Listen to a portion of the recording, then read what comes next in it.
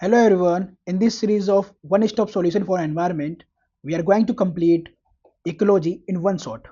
दोस्तों इस सीरीज में ना हम एनवायरनमेंट पूरा कंप्लीट करेंगे फॉर प्रीलिम्स 2025। दोस्तों ये सीरीज ना अल्टीमेट सीरीज होगी जिसमें आप 30 to 35 मार्क्स पूरे स्कोर करोगे एनवायरनमेंट में, ठीक है, इन यूपीएससी प्रीलिम्स 2025 के अंदर। ये मेरी गारंटी है, ये मेरा प्रॉमिस है आपसे, ठीक है। ऐसा मैं इसलिए बोल रहा हूँ क्योंकि जो भी मैं आपको कराने वाला हूँ ना वो पीवाईक्यू बेस्ड होगा, पीवाईक्यू की थीम के ऊपर होगा और हम वेटेज के हिसाब से प्रिपरेशन करेंगे। मेरा ये कहना है वेटेज का मतलब कि जिसकी सबसे ज़्यादा वेटेज होगी ना उसके ऊपर हम ज़्यादा ध्यान देंगे। जैसे कि इंडियाज बायोडाइवर्सिटी, इसकी 23% वेटेज है, ठीक है। 2011 से लेकर 2023 तक के यूपीएससी की प्रीलिम्स में ना 23% क्वेश्चन जो है इंडियाज बायोडाइवर्सिटी से आए हैं, ठीक है। 12% क्वेश्चन आपको मिलेंगे एनवायरमेंट इकोलॉजी से, ठीक है। ऐसे ही देखोगे आप एग्रीकल्चर एनवायरनमेंट से 8% क्वेश्चन है। तो इस हिसाब से हम तैयारी करेंगे ताकि हमारी जो प्रिपरेशन है ना वो यूपीएससी की डिमांड को पूरी फुलफिल करे और एग्जाम ओरिएंटेड वे में हम तैयारी करेंगे ताकि आप पूरी तरीके से तैयार हो जाओ प्रीलिम्स के लिए। और एनवायरनमेंट में जो आपका फियर होता है, जो डर होता है ना, वो सारा खत्म हो जाए और जो भी फोमो होता है वो सब क्लियर हो जाए, ठीक है। तो इस सीरीज के अंदर हम चैप्टर वाइज कंप्लीट करने वाले हैं, ठीक है, पूरे एनवायरनमेंट को, ठीक है। और अभी हम इसके पीवाईक्यूज भी देखेंगे। उसके अंदर मैं बताऊंगा कि आपको किस तरीके के क्वेश्चंस के लिए प्रिपेयर रहना है, ठीक है। कि यूपीएससी जिस तरीके से क्वेश्चन पूछता है ना आपको उस हिसाब से प्रिपेयर करना है, ना कि अपने हिसाब से, ठीक है। इसे कहानी की तरह फॉर्म में इसे आप तैयार नहीं कर सकते एनवायरनमेंट को, ठीक है। एनवायरनमेंट बहुत ज़्यादा कीवर्ड्स के ऊपर बेस्ड है, ठीक है, बहुत ज़्यादा साइंटिफिक है, बहुत ज़्यादा कंसेप्चुअल है। तो आपकी कंसेप्ट की क्लैरिटी भी होनी चाहिए अगर आपको ये सब्जेक्ट याद रखना है तो, ठीक है। चलो मैं अब इस सीरीज को स्टार्ट करता हूँ और इसके अंदर हम पहले इसके यूपीएससी के पीवाईक्यूज देखेंगे। इसके अंदर मैं बताना चाहूँगा कुछ कि इनके थीम्स को पकड़ो, ठीक है। जैसे कि आप इकोलॉजी में आओगे ना, इकोलॉजी के जो एनवायरनमेंट के क्वेश्चन हैं पीवाईक्यूज, ठीक है, ये हम 1995 से लेके 2024 तक देखेंगे, ठीक है। तो देखो जैसे यहाँ पर एनवायरनमेंट इकोलॉजी टॉपिक है। अब इसके अंदर देखो जरा, मैं आपको दिखाना चाह रहा हूँ। इसके अंदर देखो प्राइमरी प्रोड्यूसर्स, ठीक है, फूड चेन के ऊपर क्वेश्चंस पूछ रहा है यूपीएससी, ठीक है। इनमें से पूछ रहा है कि सब फूड चेन में प्राइमरी प्रोड्यूसर्स कौन कौन से हैं, ठीक है। अब देखो सिम्बोटिक रिलेशंस के ऊपर क्वेश्चन पूछ रहा है। तो ये थीम है, ठीक है। इसको मैंने हाईलाइट क्यों कर रखा है, क्योंकि हम इस थीम के ऊपर हम प्रिपरेशन करने वाले हैं। इस थीम से रिलेटेड हम चीज़ें देखेंगे कि भैया यूपीएससी को प्यार किन टॉपिक से है, एनवायरमेंट के अंदर यूपीएससी को किन टॉपिक से ज़्यादा प्यार है। जो यूपीएससी पूछता है क्वेश्चन रिपीट करता है, ठीक है, उनको तो हम छोड़ेंगे ही नहीं। जैसे कि इकोलॉजिकल सक्सेशन है, ठीक है। फिर देखो सिम्बोटिक एक्सेशन पूछ लिया, इकोसिस्टम पूछ लिया तुमसे डायरेक्ट कि इकोसिस्टम से क्या मतलब है तुम्हारा, ठीक है। Huge fall in the population of species of butterflies, इससे क्या इम्पैक्ट पड़ेगा। तो ये सारे कंसेप्चुअल हैं, तो मैं इसे समझाऊंगा, ठीक है। फूड चेन देखो, अगेन फूड चेन, ठीक है, community of organisms, ecological succession, ecosystem दोबारा से, ठीक है, डिक्रीजिंग प्रोडक्टिविटी, ये भी मैं पढ़ाऊंगा भी आपको, ठीक है, इसी वीडियो के अंदर पढ़ाऊंगा। फूड चेन पूरा समझाऊंगा भी आपको। फिर देखो फूड चेन, डिकम्पोजर सब पूछ रहा है। तो देखो ये क्वेश्चन जो है ना रिपीट कर रहा है यूपीएससी और बार बार पूछ रहा है इनमें से क्वेश्चन। तो इसका मतलब यूपीएससी आपको खुद बता रहा है कि आपको ये टॉपिक तैयार रखना है, ठीक है। इनमें से मैं क्वेश्चन पूछूंगा और आपको तैयार रखना है, अपने कंसेप्ट क्लैरिटी रखनी है और अपने जो स्टेटिक को इसे कंप्लीट रखना है, ठीक है। देखो फिर पूछा इकोसिस्टम सर्विस प्रोविजनिंग, ठीक है, फोटोसिंथेसिस, जैसे कि तुम्हें ये सब वर्ड पता होने चाहिए। इकोसिस्टम प्रोडक्टिविटी, देखो फिर से फूड चेन से रिलेटेड क्वेश्चन। अब देखो देखो बायोलॉजिकल कम्युनिटीज, एस्चुरीज, ब्लूम्स के ऊपर देखो। ये जो क्वेश्चन है ना ये 1998 का है, ठीक है। ये आपको 1998 का क्वेश्चन है। और देखो यूपीएससी ने ना ब्लूम्स के ऊपर दोबारा क्वेश्चन पूछा था 2011 में, ठीक है। तो मैं बता रहा हूँ इसलिए पीवाईक्यूज बहुत इंपॉर्टेंट है और पीवाईक्यूज के हिसाब से तैयारी करेंगे सब कुछ। और ये जो कंटेंट बनाया ना मैंने, ठीक है, ये प्रीलिम्स के लिए ना समझ लो आपके लिए ब्रह्मास्त्र की तरह काम करेगा। ये ब्रह्मास्त्र है सीरीज। क्यों बोल रहा हूँ, एक एक लाइन इसकी इंपॉर्टेंट होने वाली है, एक एक टॉपिक इंपॉर्टेंट होने वाला है। आपको कुछ भी नहीं छोड़ना। अगर आपने वो छोड़ दिया ना समझ लो फिर आप प्रीलिम्स के लिए से बाहर हो जाओगे, क्योंकि एनवायरनमेंट की वेटेज बहुत तगड़ी है, ठीक है। एनवायरनमेंट की वेटेज दिखा दूं मैं आपको तो आपको दिखेगा एनवायरनमेंट में कि भैया यूपीएससी हर साल जो है ना 17 to 18 क्वेश्चन जो है ना एनवायरनमेंट से पूछ रही है, ठीक है। ये देखो एवरेज इसका 18 है, ठीक है। तो एनवायरनमेंट को छोड़ दिया तो समझ लो आप रेस से बाहर हो रहे हो यूपीएससी की प्रीलिम्स में। और प्रीलिम्स जब तक पास नहीं होगा मेंस नहीं दे पाओगे, मेंस की प्रिपरेशन कितनी भी कर लो। और एक बात और दोस्तों, अगर आपने प्रीलिम्स का कंटेंट सही से रिवाइज कर लिया ना, समझ लिया, तो यही प्रीलिम्स का कंटेंट ना आपके मेंस में भी काम आएगा। ठीक है, वहां पर लिखोगे ना, आपके पास कंटेंट होगा तभी तो लिखोगे ना। और जब आपके पास कंटेंट तैयार रहेगा, याद रहेगा, तो आप लिख पाओगे बहुत ईजी तरीके से। ठीक है, अब देखो 2024 के पीवाईक्यू पे आ रहे हैं, ये जो हमारा इस साल एग्जाम हुआ था प्रीलिम्स का। अब इसके अंदर देखो पैरासाइट के ऊपर क्वेश्चन आया है। ठीक है, कि भैया इनमें से कौन सा है पैरासाइट स्पीसीज है। तो इसको मैं भी पढ़ाऊंगा इसी के अंदर। बायो एक्यूमुलेशन आपको पता होना चाहिए क्या होता है, तभी इसका आप क्वेश्चन को कर पाओगे। ठीक है, तो इस तरीके से हम तैयार करेंगे सारे क्वेश्चंस को। और एक चीज और मैं आपको दिखाना चाहूंगा, देखो ये देखो यार क्वेश्चन देखो, पढ़ो। Which of the following shows a unique relationship with an insect that has co-involved with it and that is only insect that can pollinate this tree। अब इसका आंसर जो है ना ए है फिग ट्री। और देखो फिग ट्री के बारे में ना आपको सी सेड में आरसी के अंदर इसके बारे में बताया गया है। ये फिग ट्री एक कीस्टोन स्पीसीज है, कीस्टोन कीस्टोन मतलब ट्री है। ठीक है, फिग ट्री, तो इसका आंसर फिग है। और क्यों? क्योंकि इसमें बोला गया भैया यूनिक रिलेशनशिप करता है इंसेक्ट के साथ और को इन्वॉल्व होता है। को इन्वॉल्व का मतलब क्या है? साथ साथ ग्रो कर रहे हैं, मतलब एक दूसरे को हेल्प कर रहे हैं। ठीक है, तो इसका आंसर फिग ट्री है। और पीवाईक्यू अगर आपने लगा रखे होंगे सी सेट के, उसमें भी वो भी आरसी। ठीक है, तो आरसी में देखो फिग ट्री वहां बता रखा है कि की स्टोन स्पीसीज है, और आराम से हो जाता। ठीक है, और देखो मैं एक चीज और दिखाता हूँ, ये देखो या ये क्वेश्चन देखो, यहाँ पर की स्टोन स्पीसीज के बारे में ना यूपीएससी ने क्वेश्चन पूछ रखा है 2000 में। ठीक है, कि बायोलॉजिकल कम्युनिटीज बताओ। ठीक है, some species are important in determining the ability of large number of other species, तो दूसरों को हेल्प कर रहा है। ठीक है, सम स्पीसीज, तो वैसे स्पीसीज क्या होते हैं? तो की स्टोन स्पीसीज होते हैं ऐसे। ठीक है, तो ये सब पता होना चाहिए आपको, तभी तो आप आंसर लिख पाओगे, तभी तो आप आंसर दे पाओगे, है ना। और देखो प्रीलिम्स की प्रिपरेशन ना सब जने स्टार्ट करने वाले हैं, बिल्कुल। तो आपको अभी से लगना है, आपका एनवायरनमेंट तैयार नहीं है ना, तो ये सीरीज आपके लिए एकदम समझ रहे हो ब्रह्मास्त्र सीरीज है, एकदम ब्रह्मास्त्र की तरह काम आएगा आपके लिए। ठीक है, टॉनिक है ये, अल्ट्रा प्रो टॉनिक है एकदम ये सीरीज। अभी मैं इसका कंटेंट दिखाता हूँ आपको और दिखाऊंगा कि इसको हम कैसे कंप्लीट करने वाले हैं एनवायरनमेंट को। तो देखो इतने कीवर्ड्स हैं जिन्होंने एनवायरनमेंट के अंदर यूपीएससी ने क्वेश्चन पूछ रखे हैं। ठीक है, जो भी स्टैटिक पोर्शन है सब कंप्लीट किया है मैंने, जैसे कंसेप्ट ऑफ इकोलॉजी। ठीक है, इकोलॉजी में इकोसिस्टम, एनवायरनमेंट, इन सब के बारे में डिफरेंस देखेंगे अभी हम, इनके एग्जांपल देखेंगे, इकोटोन, इकोलाइन, एज इफेक्ट। ठीक है, इकोलॉजिकल निशे। ठीक है, बायोटिक पोटेंशियल, केयरिंग कैपेसिटी, फिर बायोम और इकोसिस्टम के बीच में डिफरेंस विथ एग्जांपल, फिर components of ecosystem, abiotic, biotic, है ना, फिर बायोटिक कंपोनेंट्स। ठीक है, उसके अंदर प्रोड्यूसर, कंज्यूमर, डिकम्पोजर ये क्या होते हैं, एग्जाम्पल के साथ समझेंगे भी। ठीक है, function of an ecosystem, energy flow देखेंगे, एनर्जी फ्लो के ऊपर क्वेश्चन आ रखा है यूपीएससी के अंदर।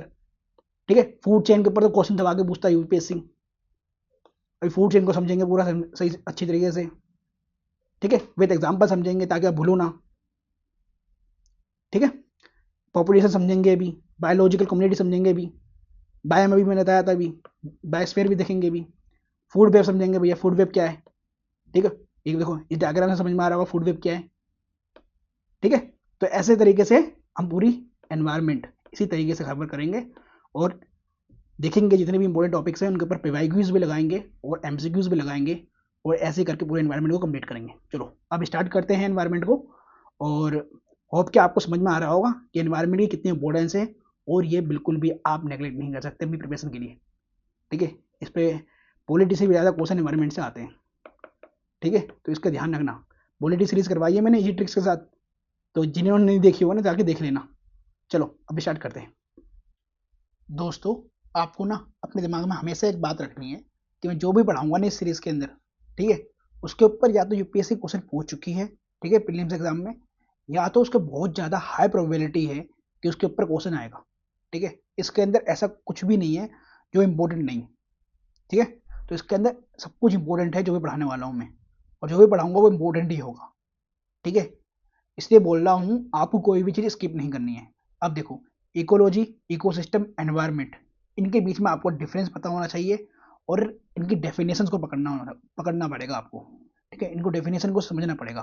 क्यों बोल रहा हूँ, देखो यूपीएससी डायरेक्ट पूछ चुकी है आपसे कि आप इकोसिस्टम से समझते क्या हो, डायरेक्ट 2015 का क्वेश्चन है, ठीक है। और आपसे डायरेक्ट पूछ चुका है कि भैया इकोसिस्टम है क्या इसमें से। तो इसलिए बोल रहा हूँ कि जो भी पढ़ाऊंगा एग्जाम में आ चुका होगा, या तो फिर वो बहुत ज़्यादा इंपॉर्टेंट है, उसके अंदर बहुत ज़्यादा चांसेस है कि एग्जाम में आएगा आएगा, ठीक है। ठीक है, तो पहले हम इकोसिस्टम देखते हैं कि इकोसिस्टम है क्या। तो इकोसिस्टम ना सबसे पहले आर्थर टेंसले ने क्वाइंट किया था इन 1935, ठीक है। अब देखो इसकी डेफिनेशन पकड़ो। इसकी डेफिनेशन कह रही है it is a community of life forms in concurrence with non living components interacting with each other. देखो अब ये देखो, ये चीज का ध्यान रखना, ये डायग्राम देखना, और इस डायग्राम से ना आप इकोसिस्टम समझ जाओगे। हाउ, यहाँ पर आपको लिविंग थिंग मिलेंगे, ठीक है, यहाँ पर नॉन लिविंग थिंग मिलेंगे, और उनके बीच का इंटरेक्शन होगा, ठीक है। उनकी कम्युनिटी ऑफ लाइफ बनेगी, ठीक है। और उन उन सारे चीजों के बीच में क्या होगा, इंटरेक्शन होगा, इंटरेक्शन विथ ईच अदर। देखो आप जहां भी रह रहे हो आपके आसपास living thing non living thing है, ठीक है। आपकी जो लाइफ है वो सस्टेन कैसे हो रही है, with the concurrence of non living thing components interacting with each other. Yes, that is ecosystem. Very easy. Ecology क्या है, इकोलॉजी इसका पूरा टर्म है कैसे, ये एक साइंटिफिक स्टडी है, ठीक है। इसका ध्यान रखना, scientific study, a scientific study of the interactions of organism with their physical environment and with each other. That is कि ये इकोसिस्टम की साइंटिफिक स्टडी करता है इकोलॉजी। आगे समझ में है, यही तो बात कर रहा है ये कि scientific study of the interactions of organism with their physical environment and with each other, ठीक है। तो इंटरेक्शंस के बीच में उनका जो है साइंटिफिक स्टडी करता है, ठीक है, उसके फिजिकल एनवायरनमेंट के, ठीक है, किसके, ऑर्गेनिजम्स के, ठीक है। तो इकोलॉजी का नाम क्या पढ़ सकते हो, तो ecology the study of the earth as a household of plants, human beings, animals and microorganisms. अब ये माइक्रो ऑर्गेनिजम्स क्या होते हैं, जिनको आप नेक्ड आई से नहीं देख सकते, ठीक है, हमें माइक्रोस्कोप की जरूरत पड़ेगी तभी वो दिखेंगे, इतने छोटे होते हैं। अब एनवायरनमेंट क्या है, देखो एनवायरनमेंट नथिंग बट आपके जो भी सराउंडिंग में है ना वो आपका एनवायरनमेंट है, ठीक है। One surrounding, or surrounding, that is environment. तो एनवायरनमेंट के अंदर क्या क्या आएगा, तो एनवायरनमेंट में आएगा sum of total of all conditions influences that affect the development and life of all organisms on earth. आई बात समझ में, जितनी भी चीजें हैं ना, कंडीशंस इन्फ्लुएंसेस है जो अफेक्ट करती हैं development and life of all organism on earth. जितने भी ऑर्गेनिज्म है ना अर्थ के ऊपर, उनके लाइफ से रिलेटेड जितनी भी चीजें हो रही है ना हमारे सराउंडिंग के अंदर, वो सब एनवायरनमेंट में आएगा। अब आगे समझ में एनवायरनमेंट क्या है, वेरी इजी। अब ये पता होंगे तो अगर प्रीलिम्स में क्वेश्चन आएगा तो आराम से आप चूज कर सकते हो ऑप्शंस को, ठीक है। अब आगे बढ़ते हैं, इकोटोन को समझते हैं। Ecotone is important, ecoline is important, edge effect is important, ठीक है। इवन इकोलॉजिकल नीचे भी इज इंपॉर्टेंट। तो इन सारे कीवर्ड्स के बारे में आपको पता होना चाहिए ये है क्या, और इनके बीच का डिफरेंस ही पता होना चाहिए। तो इकोटोन समझते हैं, it is a zone of junction, ये ध्यान रखना, junction, transition area, transition area है बिटवीन द टू बायम्स। अब देखो बायम्स समझते हो आप, अभी समझाऊंगा आपको बायम्स होता क्या है। वैसे ये जंक्शन और ट्रांजिशन एरिया समझो, जैसे कि ये बायम है और एक बायम टू ये है, तो इनके जो बीच में जो जंक्शन है ना, ये जो ट्रांजिशन एरिया बनता है, इसकी बात कर रहा है ये इकोटोन, ठीक है, इसको बोल रहा है ये ecotone. Where two communities meet and integrate. Transition area के अंदर भैया इसके बायम के भी कम्युनिटी मिलेंगे, इस बायम के भी कम्युनिटी मिलेंगे, ये एक दूसरे से इंटरेक्ट करेंगे, ठीक है, इंटीग्रेट करेंगे, इसको क्या बोलेंगे हम, इकोटोन। आगे समझ में, वेरी इजी, ठीक है। अब इसके एग्जांपल देख लो, जैसे कि मैंग्रोव फॉरेस्ट है, रिप्रेजेंट एन इकोटोन, हाउ, क्योंकि मैंग्रोव जो फॉरेस्ट है वो मरीन और टेरेस्ट्रियल इकोसिस्टम के बीच का एरिया पड़ता है, ठीक है। मरीन का भी आता है इसके अंदर एरिया और टेरेस्ट्रियल का भी आता है, तो एक ट्रांजिशन बनता है ये, ठीक है। आगे समझ में, चलो तो अब इकोलाइन समझते हैं। So it is a zone of gradual but continuous change from one ecosystem to another when there is no sharp boundary between the two in terms of species composition. तो इकोलाइन है क्या, देखो ये बोल रहा है कि ये जो है ना जोन है of gradual but continuous change का।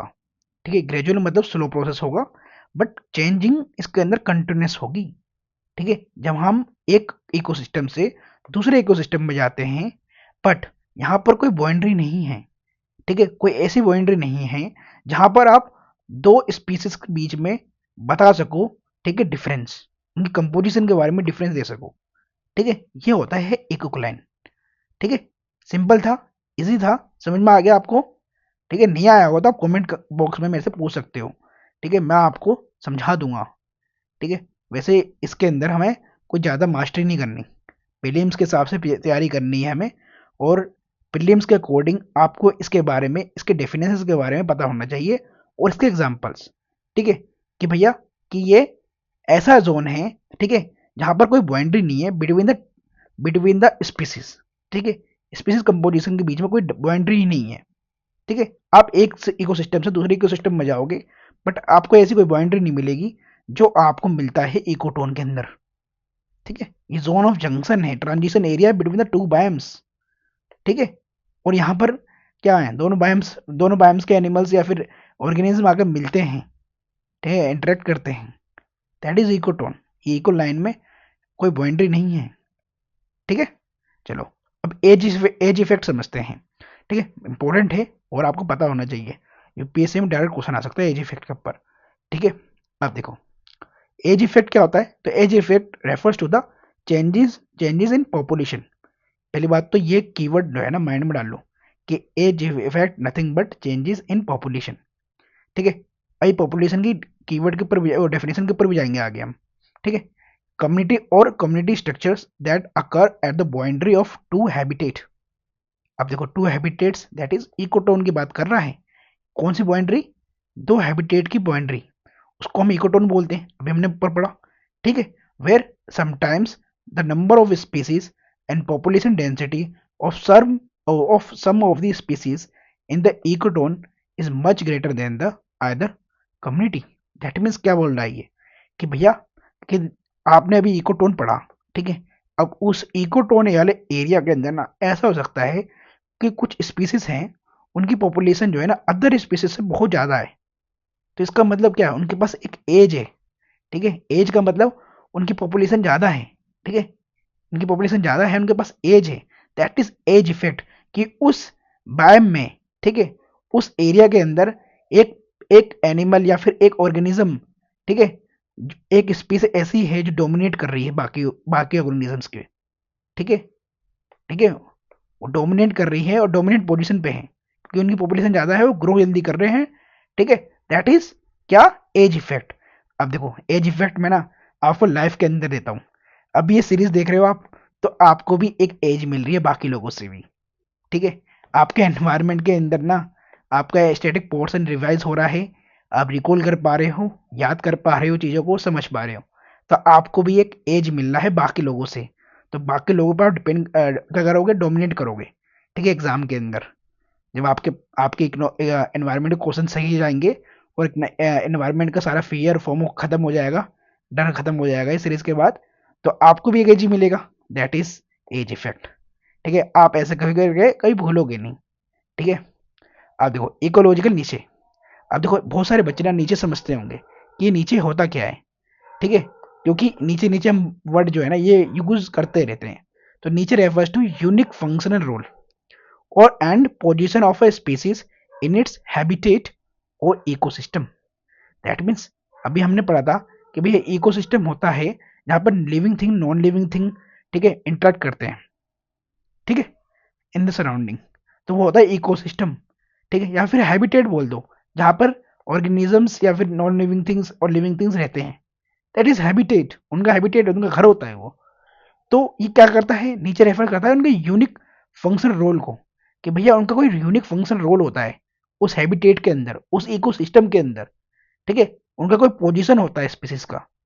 ठीक है, जैसे कि अगर मैं बात करूं कि लाइन के नीचे क्या होगा, तो लाइन के नीचे क्या है, भैया लाइन के सामने कोई ज़्यादा आगे है, मतलब लाइन को छोड़ के बाकी जो एनिमल्स हैं जाते हैं क्या आगे, शिकार छोड़ना बनना है लायन का, तो उसका वो नीचे है, उसका यूनिक फंक्शन रोल है शिकार करना लायन का। ठीक है, समझ में आ गया ना नीचे क्या होता है। देखो अब नीचे के अंदर भी ना सब कैटेगराइजेशन है, जैसे कि आपको मिलेगा हैबिटेट नीचे, ठीक है, फूड नीचे, ठीक है, रिप्रोडक्टिव नीचे, ठीक है, फिजिकल एंड केमिकल नीचे, ठीक है। जब फिजिकल केमिकल की नीचे की बात कर रहे हैं तो ध्यान रखना temperature, landscape and land slope, humidity and other requirements वगैरह सब आ जाएंगे, ठीक है। If we have to conserve species in its native habitat we should have knowledge about the niche requirements of the species. बिल्कुल बात सही है, ठीक है। अभी देखो हमने चीता को ना री इंट्रोड्यूस करा, ठीक है, कुन्नू नेशनल पार्क के अंदर मध्य प्रदेश में, ठीक है। हम नामिया से लेकर आए, ठीक है, मतलब अफ्रीका कॉन्टिनेंट से लेकर आए, ठीक है, चीता को, और हमने री इंट्रोड्यूस करा कुन्नू नेशनल पार्क में। तो हमने उसके नीचे के बारे में पहले जाना कि भैया वो चीता रहता कैसे है, ठीक है, उसको क्या क्या रिक्वायरमेंट है, ठीक है। उस हिसाब से हमने उस चीता को हमने कहाँ इंट्रोड्यूस करा, कुन्नू नेशनल पार्क के अंदर इंट्रोड्यूस करा, ठीक है। तो आपको बात समझ में आ रही है ना, इजी हो गया ना आपके लिए अब। तो कि अगर आप एग्जाम्पल के साथ समझोगे ना और उसके कंसेप्ट को क्लियर कर लोगे तो भूलोगे भी नहीं। तो इकोलॉजी के नीचे से आपको क्लियर हो गया होगा, ठीक है, मुझे पता है आपको क्लियर हो गया। बायोटिक पोटेंशियल और कैरिंग कैपेसिटी, अब ये दोनों ना मैं आपको एग्जाम्पल देख कर समझाता हूँ, कभी आप भूलोगे भी नहीं। देखो बायोटिक पोटेंशियल क्या होता है, समझो आपको ना रिसोर्सेज जो है ना अनलिमिटेड दिए गए, ठीक है, और एनवायरमेंटल कंडीशंस भी आइडियल है। तो समझो किसी भी स्पीसीज की, ठीक है, किसी भी एनिमल की कि ना किस रेट पे, ठीक है, मैक्सिमम लो किस रेट पे उनकी पॉपुलेशन इंक्रीज होती है, ठीक है। अगर एनवायरमेंटल कंडीशन को आइडियल दी जाती है और रिसोर्सेज अनलिमिटेड दी जाते हैं तो वो कैसे अपनी पॉपुलेशन को इंक्रीज करेंगे, कैसे बढ़ाएंगे, किस दर से बढ़ाएंगे, किस रेट से बढ़ाएंगे, ठीक है, वही उनका बायोटिक पोटेंशियल होता है, ठीक है। और ये बायोटिक पोटेंशियल जो है ना डिपेंड करता है उनके रिप्रोडक्टिव स्पैन के ऊपर, उनकी फ्रिक्वेंसी ऑफ रिप्रोडक्शन के ऊपर कि कितनी कितनी बार वो रिप्रोड्यूस कर सकते हैं, उनके लीटर लीटर साइज के ऊपर और सर्वाइवल रेट के ऊपर भी। बिल्कुल बात सही है। बहुत बहुत सारे ऑर्गेनिजम्स हैं, स्पीसीज हैं जिनकी सर्वाइवल रेट बहुत कम है, किसी स्पीसीज का बहुत ज़्यादा मिलेगा आपको, ठीक है। तो ये बायोटिक पोटेंशियल के ऊपर, इन सब चीज़ों के बायोटिक पोटेंशियल जो है इन सब चीज़ों के ऊपर डिपेंड करता है, ठीक है। ये आपको समझ में आ गया होगा, इजी था। कैरिंग कैपेसिटी क्या है, ये भी बहुत ईजी है। देखो दोस्तों, ये बोला फॉर अ गिवन रीजन, ठीक है। अब कोई सा भी एक रीजन ले लो, ठीक है, समझ लो आप जहां पर रह रहे हो, तो आप एक बात बताओ, आप जहां भी रह रहे हो आप रिसोर्सेज का किस तरीके से इस्तेमाल करते हो।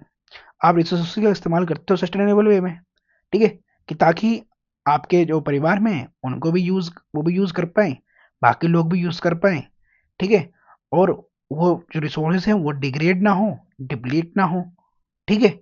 That is the carrying capacity यार, है ना, इजी था। कैसे, देखो, maximum number of individual, carrying capacity क्या है, is maximum number of individuals, मतलब जितने ज्यादा लोग जो हैं एक स्पीसीज के, ठीक है, एक स्पीसीज के जितने ज्यादा लोग and its an area resources can sustain, मतलब उस रिसोर्सेज से अपनी लाइफ को सस्टेन कर सकते हैं, ठीक है। जितने ज्यादा लोग उसी एरिया के अंदर उन्हीं रिसोर्सेज से अपनी लाइफ को सस्टेन कर सकते हैं इंडेफिनेटली। इंडेफिनेटली मतलब कि भैया पता नहीं है कि कब तक कर पाएंगे, विदाउट सिग्निफिकेंटली डिप्लीटिंग और degrading those resources, that is the carrying capacity, ठीक है। हो गया, समझ में आ गया ना कि भैया जितने ज़्यादा लोग जो हैं उन रिसोर्सेज को ऐसे इस्तेमाल करें कि वो अपनी लाइफ को, ठीक है, सस्टेन कर पाए एक अच्छे पीरियड के टाइम, अच्छे लंबे पीरियड में, ठीक है, लॉन्ग पीरियड में, without depleting the there, without depleting and degrading those resources, that is the carrying capacity, ठीक है। अब difference between biome and ecosystem, बहुत ईजी है, डिफरेंस देखेंगे हम, ठीक है, और आगे बढ़ेंगे। देखो डेफिनेशन में देखो तो इकोसिस्टम क्या होता है, interaction among organisms in certain area, किसी भी एरिया में ऑर्गेनिज्म के बीच में इंटरेक्शन, ठीक है, इसमें नॉन लिविंग थिंग भी होंगे और लिविंग थिंग भी होंगे, दैट इज इकोसिस्टम। बायोम क्या होता है, region of vegetation and animals determined by climate and latitude, that is biome. देखो इसने बोल दिया है कि भैया एक रीजन होगा वेजिटेशन का जहां पर एनिमल्स जो है ना डिटरमाइन करेंगे by the climate and latitude पर। देखो सही बात है, आपको आप लेटीट्यूड के हिसाब से चलोगे ना, जैसे कि आप जाओगे क्या कहते हैं, आर्टिक में। तो आर्टिक में वहाँ पर एनिमल्स आपको डिफरेंट मिलेंगे, ठीक है, इक्वेटर पे अलग मिलेंगे। तो ये क्लाइमेट के ऊपर डिपेंड कर रहा नहीं कर रहा एनिमल्स, ठीक है, लैटिट्यूड पे डिपेंड कर रहा नहीं कर रहा, बिल्कुल कर रहा है। तो वो सब क्या है, वो डिफरेंट डिफरेंट बायोम्स है। तो ये आपको बायोम समझ में आ गया होगा, ठीक है। अब तो बिल्कुल लैटिट्यूड के ऊपर डिपेंड करता है biomes, yes, biomes are specifically influenced by latitude, but ecosystem जो है ना, not specifically influenced by latitude, ठीक है। अब इन दोनों के बीच में ना आराम से आप डिफरेंस कर पा रहे होंगे। तो क्लाइमेट यहाँ पर एक फैक्टर होता है, बिल्कुल फैक्टर होता है, बट यहाँ पर इतना स्ट्रांगली इन्फ्लुएंस नहीं करता क्लाइमेट, ठीक है। बट यहाँ पर करता है, क्लाइमेट बहुत अच्छा इम्पैक्ट देता है, ठीक है, बायोम चेंज करने के लिए। जियोग्राफिकल साइज क्या होता है, तो यहाँ पर देखो biome very large covering vast distances, but ये इकोसिस्टम क्या है, स्मॉल हो सकता है बिल्कुल, ठीक है, एक पार्क के अंदर भी इकोसिस्टम बन जाएगा, छोटे से पार्क में भी, ठीक है। एनिमल लाइफ क्या होती है, do not all necessary interact with each other, जरूरी नहीं है यहाँ पर जितने भी एनिमल्स हैं वो इंटरेक्ट कर रहे हो एक दूसरे से, बट इकोसिस्टम क्या है, इकोसिस्टम में always interact with each other in trophic levels भी और इन फूड वेव्स भी। अब एग्जाम्पल देखो बायोम का, आप बहुत अच्छे से समझ पाओगे, जैसे कि ट्रॉपिकल रेन फॉरेस्ट, ठीक है, आप पढ़ते हो ज्योग्राफी में, शवन्ना है, तुंद्रा है, टाइगा है, कॉनिफेरस फॉरेस्ट है। तो ये क्या डिफरेंट डिफरेंट बायोम्स हैं, ये लेटीट्यूड के ऊपर डिपेंड करते हैं और क्लाइमेट के ऊपर डिपेंड करते हैं। बट ये ecosystem, coral reef ecosystem, Gulf of Mexico ecosystem, कैपे, ठीक है, ये सब क्या है, इकोसिस्टम है, इतने बड़े नहीं होते, ठीक है, इंट्रैक्शन होता है बिटवीन द ऑर्गेनिज्म, और ये ऑलवेज होगा, इसका ध्यान रखना। समझ में आ गया आपको, इजी था ना। चलो अब देखो कंपोनेंट्स ऑफ इकोसिस्टम में आते हैं। इकोसिस्टम में मैंने बताया था non living thing that is abiotic components, biotic that is living thing. तो एबायोटिक में क्या होता है, एबायोटिक मतलब क्लाइमेटिक फैक्टर्स पर डिपेंड करेगा, ठीक है, और एडाफिक फैक्टर्स देख लो इसके अंदर। तो एबायोटिक में क्या क्या मिलेगा आपको, रेन मिलेगा, लाइट मिलेगा, विंड मिलेगा, टेम्परेचर मिलेगा। एडाफिक फैक्टर्स कौन होते हैं, सॉइल होता है, पीएच, मिनरल्स, टोपोग्राफी। अब देखो बायोटिक इंपॉर्टेंट है, कोई लिविंग थिंग है, तो इसके अंदर प्रोड्यूसर्स को कहते हैं हम ऑटोट्रोप्स, ये याद कर लो, ठीक है। प्रोड्यूसर को क्या बोलते हैं, ऑटोट्रोप्स। कंज्यूमर्स को क्या बोलते हैं, हेट्रोट्रोप्स। और डिकम्पोजर्स को क्या कहते हैं, सैप्रोट्रोप्स। इनको याद कर लो, क्वेश्चन आएगा, ठीक है। ऑटोट्रोप्स में पूछूंगा मैं आगे, यार ऑटोट्रोप्स की बात हो रही है, हेट्रोट्रोप्स की बात हो रही है, तो ध्यान रखना। कंज्यूमर्स को हेट्रोट्रोप्स, और ऑटो मतलब समझ लो जो अपना खाना खुद बनाते हैं, ठीक है, प्रोड्यूसर, या दूसरे को खाना बना के देते हैं, दैट इज ऑटो, ऑटो अपना हो रहा है। तो ऑटोट्रोप्स मतलब प्रोड्यूसर्स। डिकम्पोजिशन मतलब सेप्रो, सेपरेट कर रहे हैं सामानों को, दैट इज डिकम्पोजर्स। और हिटरो मतलब बहुत सारे अलग अलग तरह के लोग मिलेंगे, दैट इज कंज्यूमर्स। तो यस, प्राइमरी कंज्यूमर से मिलेंगे, सेकेंडरी कंज्यूमर से मिलेंगे, टर्सरी मिलेंगे, और क्वार्टनरी कंज्यूमर से मिलेंगे। अब ये अब समझाऊंगा ये कौन से कंज्यूमर है। अब देखो बायोटिक कंपोनेंट्स के अंदर प्रोड्यूसर्स मिलेंगे, कंज्यूमर्स मिलेंगे, डिकम्पोजर्स मिलेंगे, ये पढ़ा है मैंने। तो प्रोड्यूसर्स होता क्या है, organism that make their own food by photosynthesis, that is plant, ठीक है, वेरी सिंपल एग्जांपल। अब देखो कंज्यूमर्स होते हैं organism that get food by eating producers और अदर कंज्यूमर्स, बिल्कुल बात सही है, ठीक है। हम क्या है, हम कंज्यूमर हैं, यस हमें, हम प्लांट से दिए हुए जो खाना है, फूड है, वो खाते हैं, यस खाते हैं, ठीक है, that is by the producers, है ना। क्या हम नॉन वेज भी खा लेते हैं, यस वो भी खा लेते हैं, तो अलग दूसरे कंज्यूमर को भी खा लेते हैं, ठीक है, यस। डिकम्पोजर्स क्या होते हैं, organism that get their food by breaking down breaking down dead plants and animals, बिल्कुल बात सही है भैया, जो है ना, डिकम्पोजर का काम करता है डिकम्पोज करना, ठीक है, ब्रेकिंग ब्रेकिंग डाउन करना, ठीक है, डेड प्लांट्स का और एनिमल्स का, और उनको फिर धीरे धीरे धीरे क्या करना, उनको खा जाना, यही काम होता है डिकम्पोजर्स का, ठीक है, इसी था।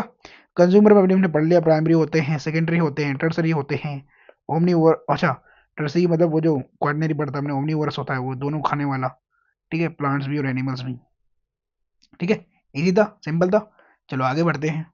तो फंक्शंस ऑफ एन इकोसिस्टम में क्या क्या काम होता है इकोसिस्टम का, तो energy flow through food chain, बिल्कुल एनर्जी फ्लो होता है, ठीक है। प्रोड्यूसर खाना बनाते हैं, प्रोड्यूसर का खाना खा जाते हैं कंज्यूमर, ठीक है।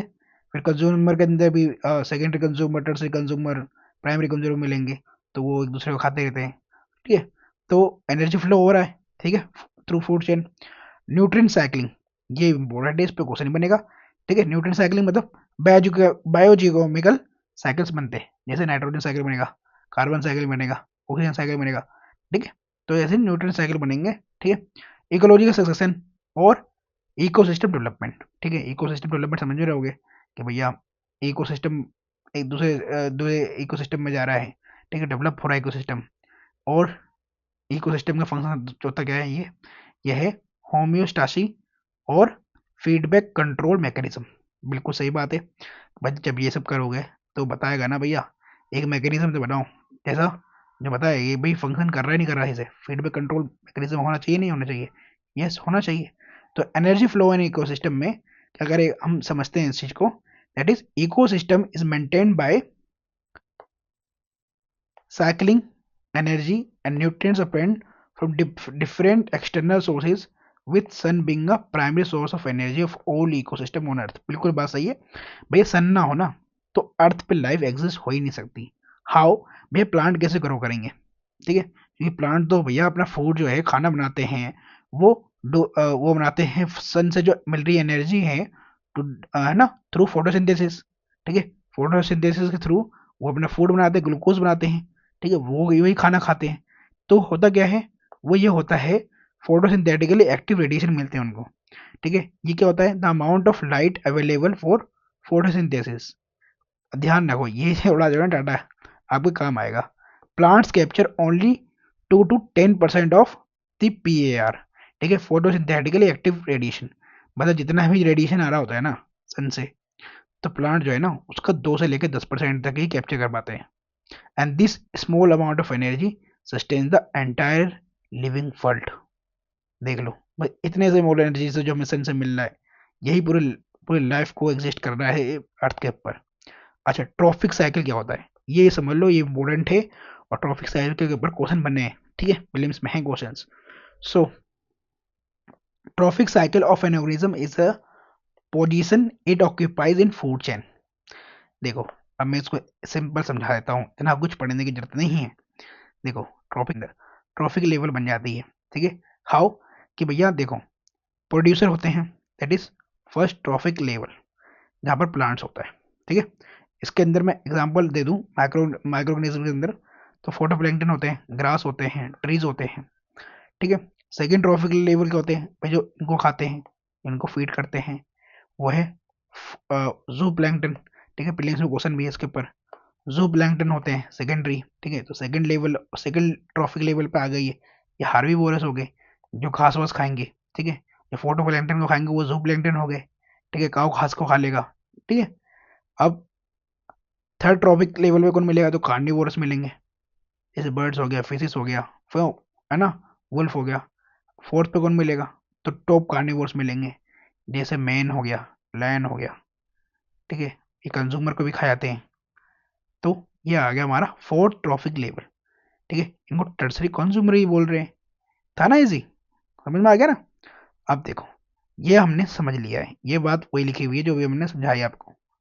ठीक है, अब फूड चेन पे आते हैं कि भैया फूड चेन क्या है। यूपीएससी ने फूड चेन पे दबा के क्वेश्चन पूछ रखे हैं। ठीक है, तो फूड चेन समझ लो पहले। देखो, यहाँ पर आपको दिख रहा होगा कि भैया ये कॉर्न है।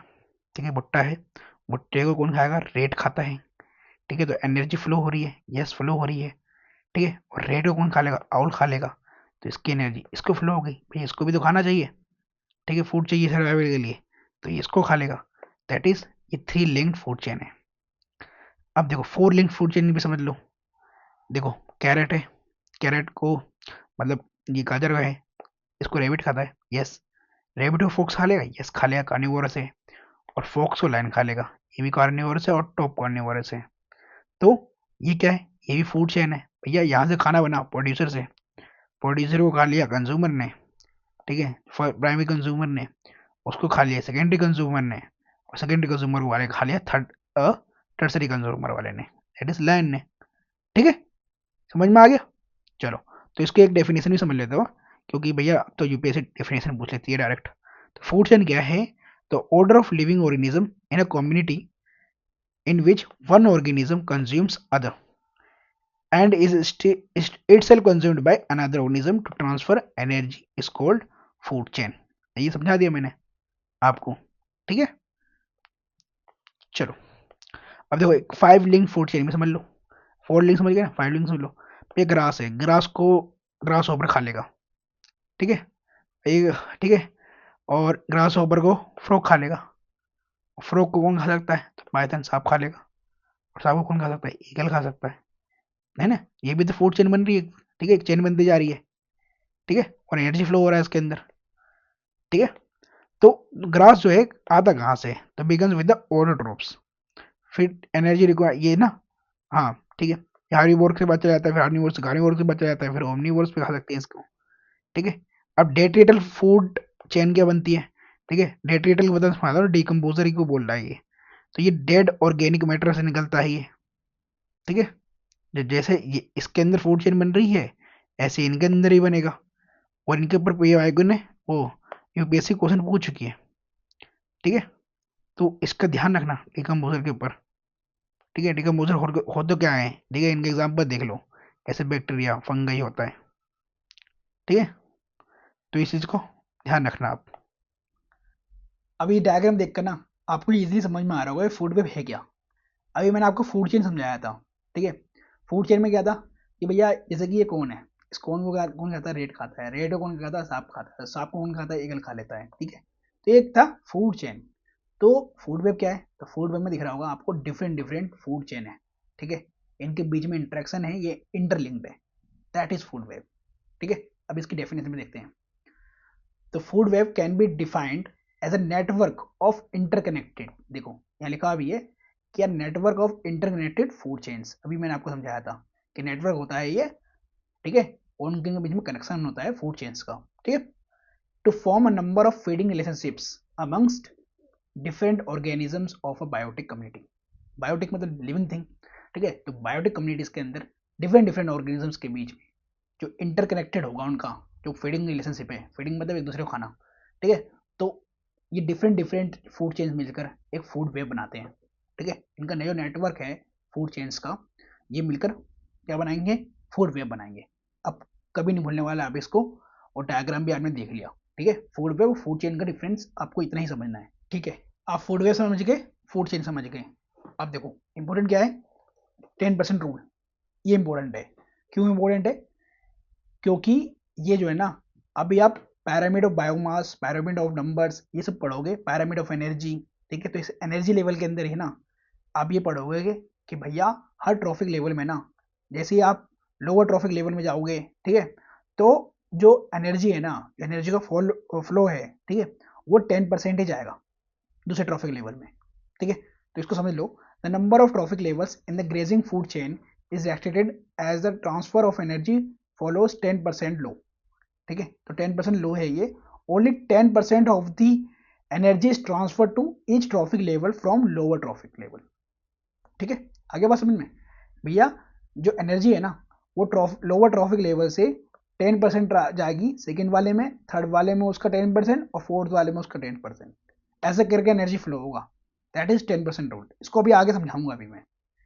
अब इससे पहले हम ये समझते हैं इकोलॉजिकल पैरामिड, ठीक है। इकोलॉजिकल पैरामिड क्या है, क्योंकि आप इकोलॉजी पढ़ रहे हो, तो इकोलॉजिकल सिस्टम के अंदर हम पैरामिड में इसको डिवाइड करते हैं, किसको, अभी मैंने बताया था ना फूड वेब फूड चेन, तो इसके अंदर मैंने बताया हुआ भैया ट्रॉफिक लेवल होता है, ठीक है। ट्रॉफिक लेवल के अंदर आपको प्राइमरी ट्रॉफिक लेवल में कौन कौन मिलेगा, तो उसमें मिलेगा आपको प्रोड्यूसर, दैट इज ऑटोट्रोफ्स, ठीक है। फिर सेकेंडरी और सेकेंडरी या सेकेंड ट्रॉफिक लेवल में कौन मिलेंगे आपको, हार्बिवोरस। थर्ड वाले में कौन मिलेंगे, कार्निवोरस। फोर्थ वाले में मिलेंगे टॉप कार्निवोरस। तो ये क्या होता है, ट्रॉफिक लेवल्स होते हैं, ठीक है। तो इसके अंदर बायोमास का हमने वो बनाएंगे पैरामिड, ठीक है, पैरामिड ऑफ नंबर्स का बनाएंगे, फिर पैरामिड ऑफ एनर्जी का बनाएंगे, ठीक है। मैं आपको ना ये सब कुछ समझाता हूँ, एक डायग्राम से समझाता हूँ, बहुत इजीली समझ में आएगा, ठीक है। इतना कुछ पढ़ने की जरूरत नहीं है, पहले डायग्राम समझते हैं ना। अब देखो ये है upright pyramid of biomass in a terrestrial ecosystem, ठीक है। तो टेरेस्ट्रियल मतलब जहां पर आप लैंड पे रह रहे हो ना, तो टेरेस्ट्रियल इकोसिस्टम में आपको क्या दिखेगा, आपको ये दिखेगा कि भैया प्रोड्यूसर्स होते हैं सबसे ज़्यादा, ठीक है, उनका बायोमास सबसे ज़्यादा मिलेगा आपको, yes, that is lower trophic level. फिर आप जैसे सेकंड ट्रॉफिक लेवल पे जाओगे तो हार्बिवोर्स मिलेंगे, उनका बायोमास कम मिलेगा, ठीक है। ऐसे थर्ड वाले पे जाओगे ट्रॉफिक लेवल पे, तो मिलेंगे आपको प्राइमरी कार्निवोर, ठीक है, इनका बायोमास उससे कम मिलेगा। फिर टॉप कार्निवोर पे जाओगे तो as comparison to producers herbivores, primary carnivores, इनका बायोमास और कम मिलेगा। क्यों? इनकी पॉपुलेशन कम होती जा रही है। ठीक है, इतने सारे लॉयन और टाइगर नहीं मिलेंगे एज कम्पेयर टू प्रोड्यूसर, जितने आपको प्लांट्स मिलेंगे, हार्बीवोरस मिल जाएंगे। तो ये होता है upright pyramid of biomass in a terrestrial ecosystem. ये समझ में आ गया आपको? यही सब चीज़ लिखी हुई है जो मैंने अभी आपको समझाया ना, ये सब चीज़ें लिखा हुआ है। देखो, अपराइट pyramid क्या है? तो ecosystem found land on land mostly have pyramid of biomass with large base of primary producer. बिल्कुल, आपको प्राइमरी प्रोड्यूसर में लार्ज बेस मिलेगा with smaller trophic level perched on top, hence the upright pyramid of biomass. बिल्कुल बात सही है जो मैंने समझाया आपको। अच्छा, एक क्वेश्चन और यूपीएससी क्वेश्चन पूछ चुकी है, और कोचिंग वाले भी ना इसके ऊपर दबा के क्वेश्चन पूछते हैं अपने एमसीक्यू में। That is inverted pyramid of biomass और इन्वर्टेड pyramid ऑफ नंबर्स, ये सब भी देखने को मिलेगा। ठीक है, तो इसको भी पढ़ना है आपको भी, अभी मैं पढ़ाऊंगा। उससे पहले हम पढ़ते हैं अपराइट pyramid ऑफ नंबर्स। आप देखो, जैसे जैसे बायोमास बढ़ रहा है, वो कम हो रहा है, और जैसे हम हायर ट्रॉफिक लेवल पे जा रहे हैं, तो ऐसे इनके नंबर्स भी तो कम हो रहे हैं। हाउ? प्रोड्यूसर से ज़्यादा नंबर से मिलेंगे आपको, उसके बाद प्राइमरी कंज्यूमर मिलेंगे, उसके बाद सेकेंडरी कंज्यूमर, ठीक है, फिर उसके बाद टर्सरी। मतलब ये जो है ना, नंबर्स के अंदर कम होते जा रहे हैं, ये बता रहा हूँ। ठीक है, टर्सरी कंज्यूमर सबसे कम मिलेंगे, उसके बाद सेकेंडरी कंज्यूमर मिलेंगे, उसके बाद प्राइमरी, और फिर प्रोड्यूसर सबसे ज़्यादा मिलेंगे। यही बात, ये समझनी है बस आपको। ठीक है, बच्चों वाली चीज़ें हैं, मतलब हमने पढ़ रखा होगा 8th 9th क्लास के अंदर एनवायरनमेंट में। ठीक है, अब देखो pyramid ऑफ एनर्जी समझते हैं, ये इंपॉर्टेंट है। ठीक है, pyramid ऑफ एनर्जी, अभी मैंने आपको 10% रूल समझाया था ना, तो वो यहीं लगता है एनर्जी वाले में ही। ठीक है, जैसे कि आप लोअर ट्रॉफिक लेवल से अपर ट्रॉफिक लेवल पर पहुंचोगे, तो इसका 10% ही एनर्जी फ्लो होगा। ठीक है, तो प्रोड्यूसर आपको सबसे ज़्यादा नंबर मिलेंगे, तो इनके पास सबसे ज़्यादा एनर्जी है। ठीक है, फिर ये घास फूस कौन खाता है? ये हमारे प्राइमरी कंज्यूमर जैसे हर्बीवोर्स। ठीक है, तो इनके पास इसका कितना जाएगा? 10% जाएगा। ठीक है, और प्राइमरी कंज्यूमर ने जो खाया, उनको खाएंगे सेकेंडरी कंज्यूमर। ठीक है, तो इसका जाएगा 10% सेकेंडरी वाले के पास, और सेकेंडरी कंज्यूमर का जाएगा टर्सरी कंज्यूमर के पास, और इसका जाएगा कितना? 10%। तो ये 10% लो जो है यहाँ पर लगेगा। ठीक है, तो decreasing rate of energy flow, ये मैंने अभी आपको 10% रूल में बताया था, 10% लो में बताया था। ठीक है, यहाँ पर ये रहा कि 10% लो जो है कहाँ पर लगता है? ट्रॉफिक लेवल में लगता है, जहाँ पर आप लोअर ट्रॉफिक लेवल से अपर ट्रॉफिक लेवल पहुंचते हो, तो 10% एनर्जी ही फ्लो होती है, 10% एनर्जी ही ट्रांसफर होती है। ठीक है, चलो, अब देखो, मैंने आपको बताया था ना कि इन्वर्टेड pyramid ऑफ बायोमास, ये बहुत ज़्यादा इंपॉर्टेंट है। ठीक है, तो देखो, ये होता क्या इन्वर्टेड? अभी आपने पढ़ा था ये अपराइट वाला। ठीक है, जिसके अंदर बायोमास कम होता जा रहा था जैसे आप अपर ट्रॉफिक लेवल पहुंच रहे थे। लेकिन एक्वेटिक सिस्टम में ना ये इन्वर्ट हो जाता है, मतलब उसका उल्टा हो जाता है। कैसे? देखो, inverted pyramid in aquatic system, ecosystem, तो प्रोड्यूसर्स, इनका जो छोटे छोटे जो मछलियाँ होती हैं ना, फिशेस होती हैं, इनका बायो मास कम होता है, बात ठीक है। उसके बाद आपको डॉल्फिन मिलेंगे, हार्बीवोरस। ठीक है, इनसे ज़्यादा इसका बायोमास होता है। ठीक है, क्योंकि हार्बीवोरस जो होती हैं, ये प्लांट्स वगैरह भी खाती हैं। ठीक है, और प्रोड्यूसर्स जो खाना बनाती हैं, ये इसको खा लेती हैं, तो डॉल्फिन का मास इनसे ज़्यादा मिल रहा है। और फिर कार्निवोरस में जाओगे तो सार्क, सार्क का बायोमास इससे ज़्यादा होता है। ठीक है, that is inverted pyramid in aquatic ecosystem. ठीक है, समझ में आ गया ना? यहाँ पर इन्वर्ट हो रहा है थोड़ा। ठीक है, बायोमास बढ़ रहा है। आगे समझ में? अब देखो, ये इंपॉर्टेंट है, इकोलॉजिकल प्रोडक्टिविटी, इस पर यूपीएससी क्वेश्चन पूछ चुकी है। ठीक है, अब इसको समझते हैं कि इकोलॉजिकल प्रोडक्टिविटी है क्या। देखो, ecological productivity refers to the primary fixation of solar energy by plants and subsequent use of that fixed energy by plant eating herbivorous and animal eating carnivorous and the detrivorous that feed upon the dead biomass। तो ecological productivity क्या है? एक बात बताओ, primary फिकेशन करा किसने? Producers ने करा, प्लांट्स ने करा, उन्होंने अपना फूड बनाया फोटोसिंथेसिस से। ठीक है, और जो उन्होंने फूड बनाया उनसे वो मतलब प्लांट्स ग्रो हुए। ठीक है, उनका डेवलपमेंट हुआ, फिर उस प्लांट्स को किसने खा लिया? हार्बीवोरस ने खा लिया। ठीक है, हार्बीवोरस ने खा लिया, तो यहाँ पर प्रोडक्टिविटी बढ़ गई, हार्बीवोरस से खा रहे हैं, तो इकोलॉजिकल प्रोडक्टिविटी बढ़ रही है इससे। फिर एनिमल्स उसको खा रहे हैं। ठीक है, किसको खा रहे हैं? मतलब हार्बीवोरस को खा रहे हैं, तो एनिमल ईटिंग कार्निवोरस ने खा लिया उनको। फिर जब ये मर जाएंगे, ठीक है, तो ये जब डिकम्पोज होंगे तो इनको डेट्रीवोर्स खाएंगे। ठीक है, डेड बायोमास को, तो ये क्या है, इकोलॉजिकल प्रोडक्टिविटी को दिखा रहा है। ठीक है, ecologist refer to the productivity of green plant is a primary productivity. बिल्कुल बात सही है, जो ग्रीन प्लांट्स होते हैं वो प्राइमरी प्रोडक्टिविटी होते हैं भाई, उन्हीं से ही तो ये तुम्हारा जो है ट्रॉफिक लेवल बन रहा है ना, एक दूसरे को फीड कर रहे हैं। यस, अगर यही ना होंगे तो भैया हार्बीवोर्स नहीं हो पाएंगे, हार्बीवोर्स नहीं होंगे तो कार्निवोर्स नहीं रह पाएंगे। बात ठीक है, एक दूसरे पे डिपेंड है, तो ये स्टेबिलिटी बना रहे हैं। ठीक है, आगे समझ में, चलो।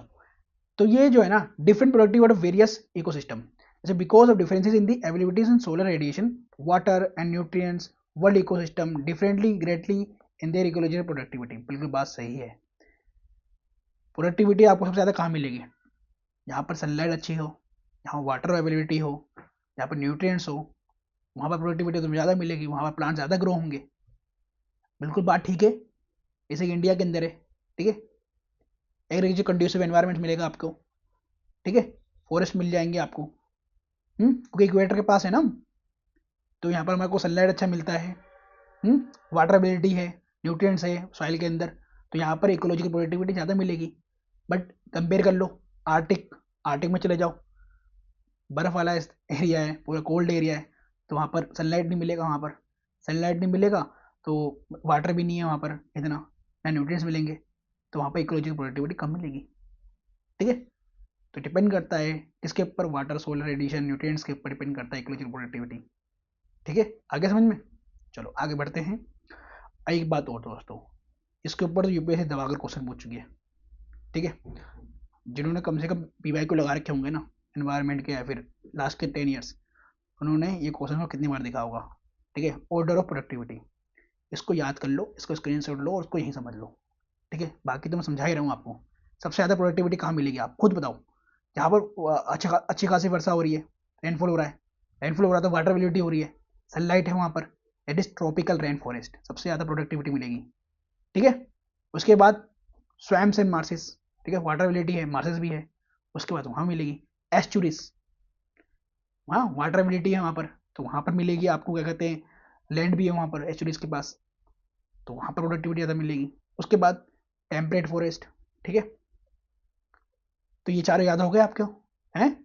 फिर मिलेगा आपको नॉर्दर्न कोनी फॉरेस्ट, फॉरेस्ट में जो टाइगर टाइप होते हैं, फिर सवन्ना मिलेगा, फिर एग्रीकल्चर लैंड, फिर वुडलैंड, सबलैंड में मिलेगा, और सबसे कम डेजर्ट वाले एरियाज में, एक्सट्रीम डेजर्ट है ना, डेजर्ट स्क्रब।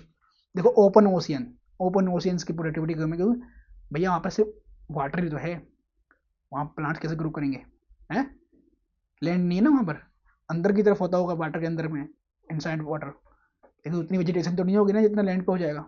ठीक है, तो इसके लिए ध्यान रखना। हो गया ना, समझ में आ गया ना, याद हो गया। चलो आगे बढ़ो, कोई भी डाउट होगा ना आप कमेंट करके पूछ लेना। ठीक है, या तो टेलीग्राम आईडी भी होगी आपके पास मेरी, वहाँ भी आप पूछ सकते हो। अब बायोलॉजिकल इंट्रैक्शन, ये इंपॉर्टेंट है। क्यों, देखो अभी दिखाता हूँ कैसे इंपॉर्टेंट है। ये आप पढ़ते हो ना, पॉजिटिव इंट्रैक्शन, नेगेटिव इंट्रैक्शन, फिर उसके अंदर म्यूचुअलिज्म पढ़ते हो आप, पॉजिटिव वाले में कमेंसलिज्म पढ़ते हो। ठीक है, फिर यूपीएससी इन पे क्वेश्चन पूछती है आपसे कि हाँ भाई बताओ इन दो एनिमल्स के बीच में कौन सा रिलेशन है। ठीक है, कौन सा रिलेशन मिलेगा, ऐसे करके क्वेश्चन पूछती है यूपीएससी, तो आपको पता होना चाहिए, तभी तो आप कर पाओगे। ठीक है, these are the manner in which species interact with each other. क्या है ये, बायोलॉजिकल इंटरेक्शन, भाई बायोलॉजिकल मतलब एक दूसरे से मिल रहे हैं, इंटरेक्शन हो रहा है। ठीक है, manner in which species interact with each other for the sustaining the life. ठीक है, these interaction can be inter specific. ठीक है, मतलब इंटरफेस से होगा तो इसका मतलब डिफरेंट स्पीसीज से वो मिल रहे हैं, इंटरेक्शन रख रहे हैं। इंट्रा स्पेसिफिक होगा तो मतलब क्या है, between the same species, intra.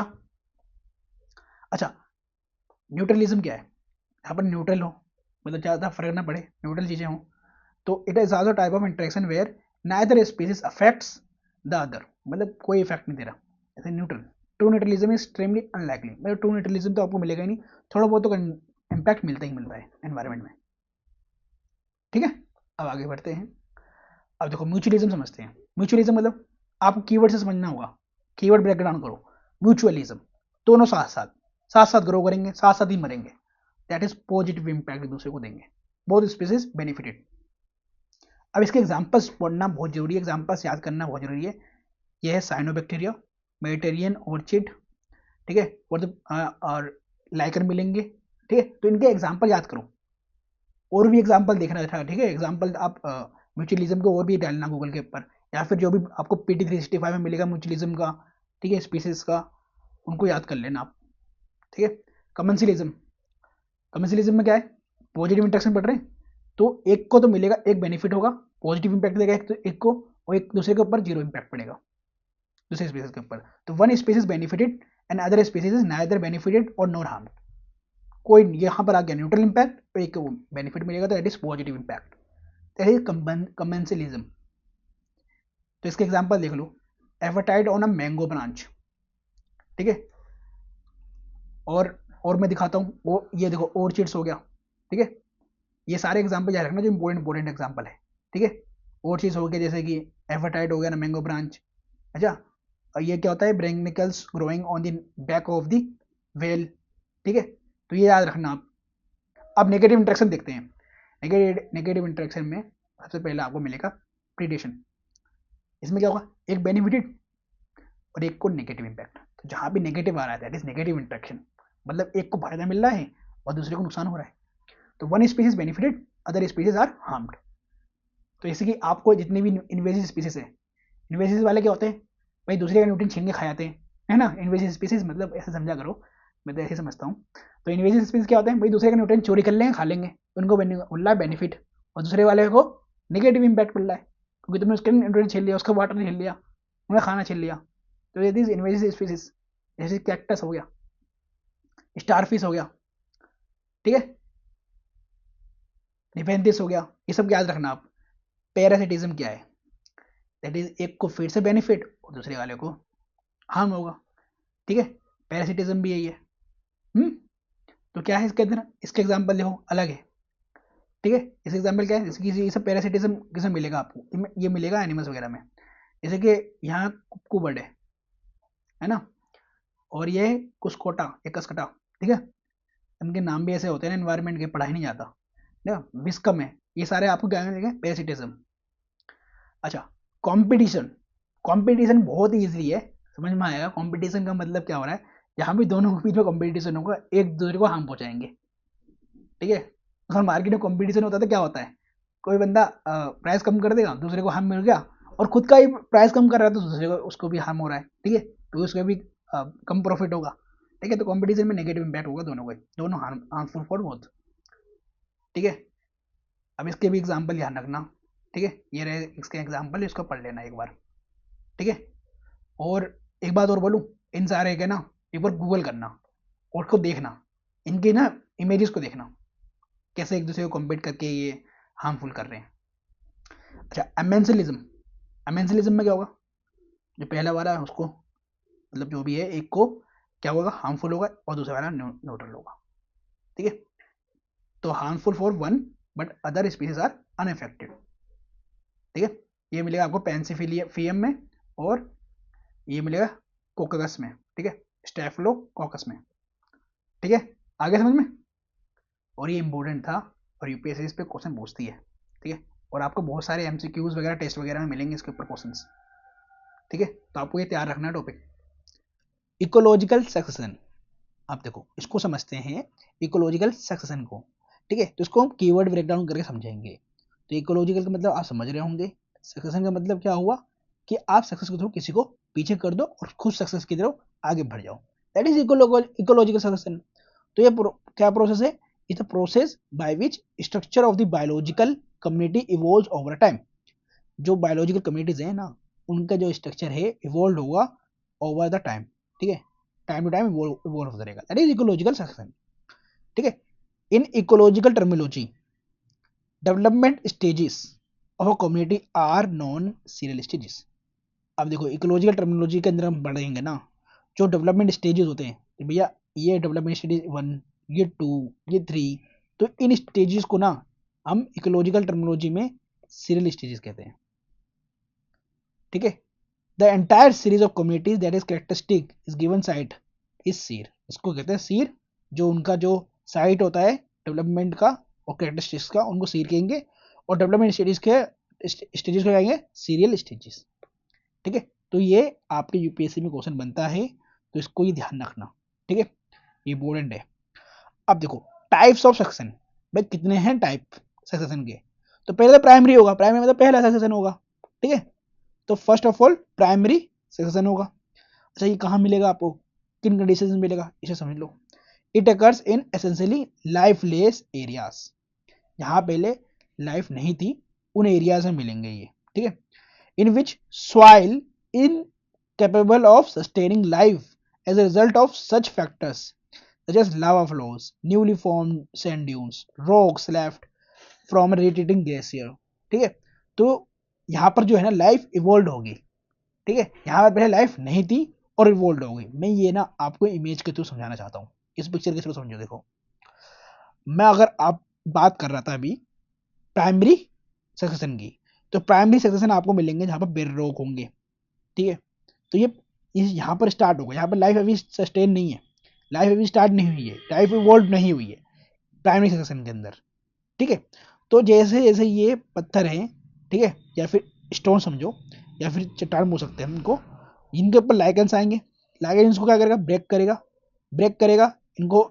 Small annual plants वगैरह लाइकेंस बना देगा, फिर ग्रासलैंड होंगे इनके अंदर, फिर ग्रासलैंड से श्रब्स होंगे, ये सब होंगे, फिर ट्रीज आएंगे, ठीक है, और धीरे धीरे ये आगे कहाँ जाएगा, क्लाइमेक्स कम्युनिटी की तरफ से चलता रहेगा, ठीक है, तो ये होगा प्राइमरी सेक्शन आपका, ठीक है, आ रहा है समझ में, पे जहाँ पर लाइफ इवोल्व, यहाँ पर लाइफ थी नहीं, ठीक है, तो लाइफ इवोल्व कैसे हुई भैया, आप देखो लावा निकलता है ना वोल्केनिक इरप्शन से, ठीक है, उससे इग्नियस रॉक बनेंगे, इग्नियस रॉक से क्या बनेगा, सेडिमेंट्री रॉक्स बनेगा, ऐसे करके सेडिमेंट्री रॉक्स पे क्या होंगे, उनको भाई वाटर वगैरह न्यूट्रिएंट्स वगैरह मिलेगा, तो प्लांट्स ग्रो और ग्रास उगने लगेंगे, ठीक है, ग्रो होने लगेंगे, तो वहां पर प्राइमरी सेक्शन हो जाएगा, ठीक है, आगे समझ में प्राइमरी सेक्शन। अब सेकेंडरी समझ लो, सेकेंडरी क्या होता है, it occurs in areas where a community that previously exist has been removed, मतलब ये वो एरिया होते हैं जहां पर कम्युनिटी जो है ना प्रीवियसली मिलती थी बट अब वो रिमूव हो जाएंगे। It is a type of small scale disturbances that do not eliminate all life and nutrients from the environment. ये कैसे होता है सेकेंडरी सेक्शन, भाई कुछ स्मॉल स्केल डिस्टर्बेंसेस होंगे जिसकी वजह से पहले जो कम्युनिटी जो लाइफ थी, जो एग्जिस्ट करती थी, वो रिमूव हो जाएगी, बट सारे नहीं होंगी, ये ध्यान रखना, do not eliminate all life, है ना, and nutrients from the environment, इसको चीज़ को ध्यान रखना। अब देखो इंपॉर्टेंट कीवर्ड्स के ऊपर आते हैं सेक्शन के अंदर ही, ये सब हो गया autotrophic section, and then allogenic section, फिर ऑटोजेनिक पढ़ेंगे, फिर हाइड्रैक्स सेक्शन समझेंगे और जेराक समझेंगे, ठीक है, इसको वन बाय वन समझते हैं विद एग्जांपल।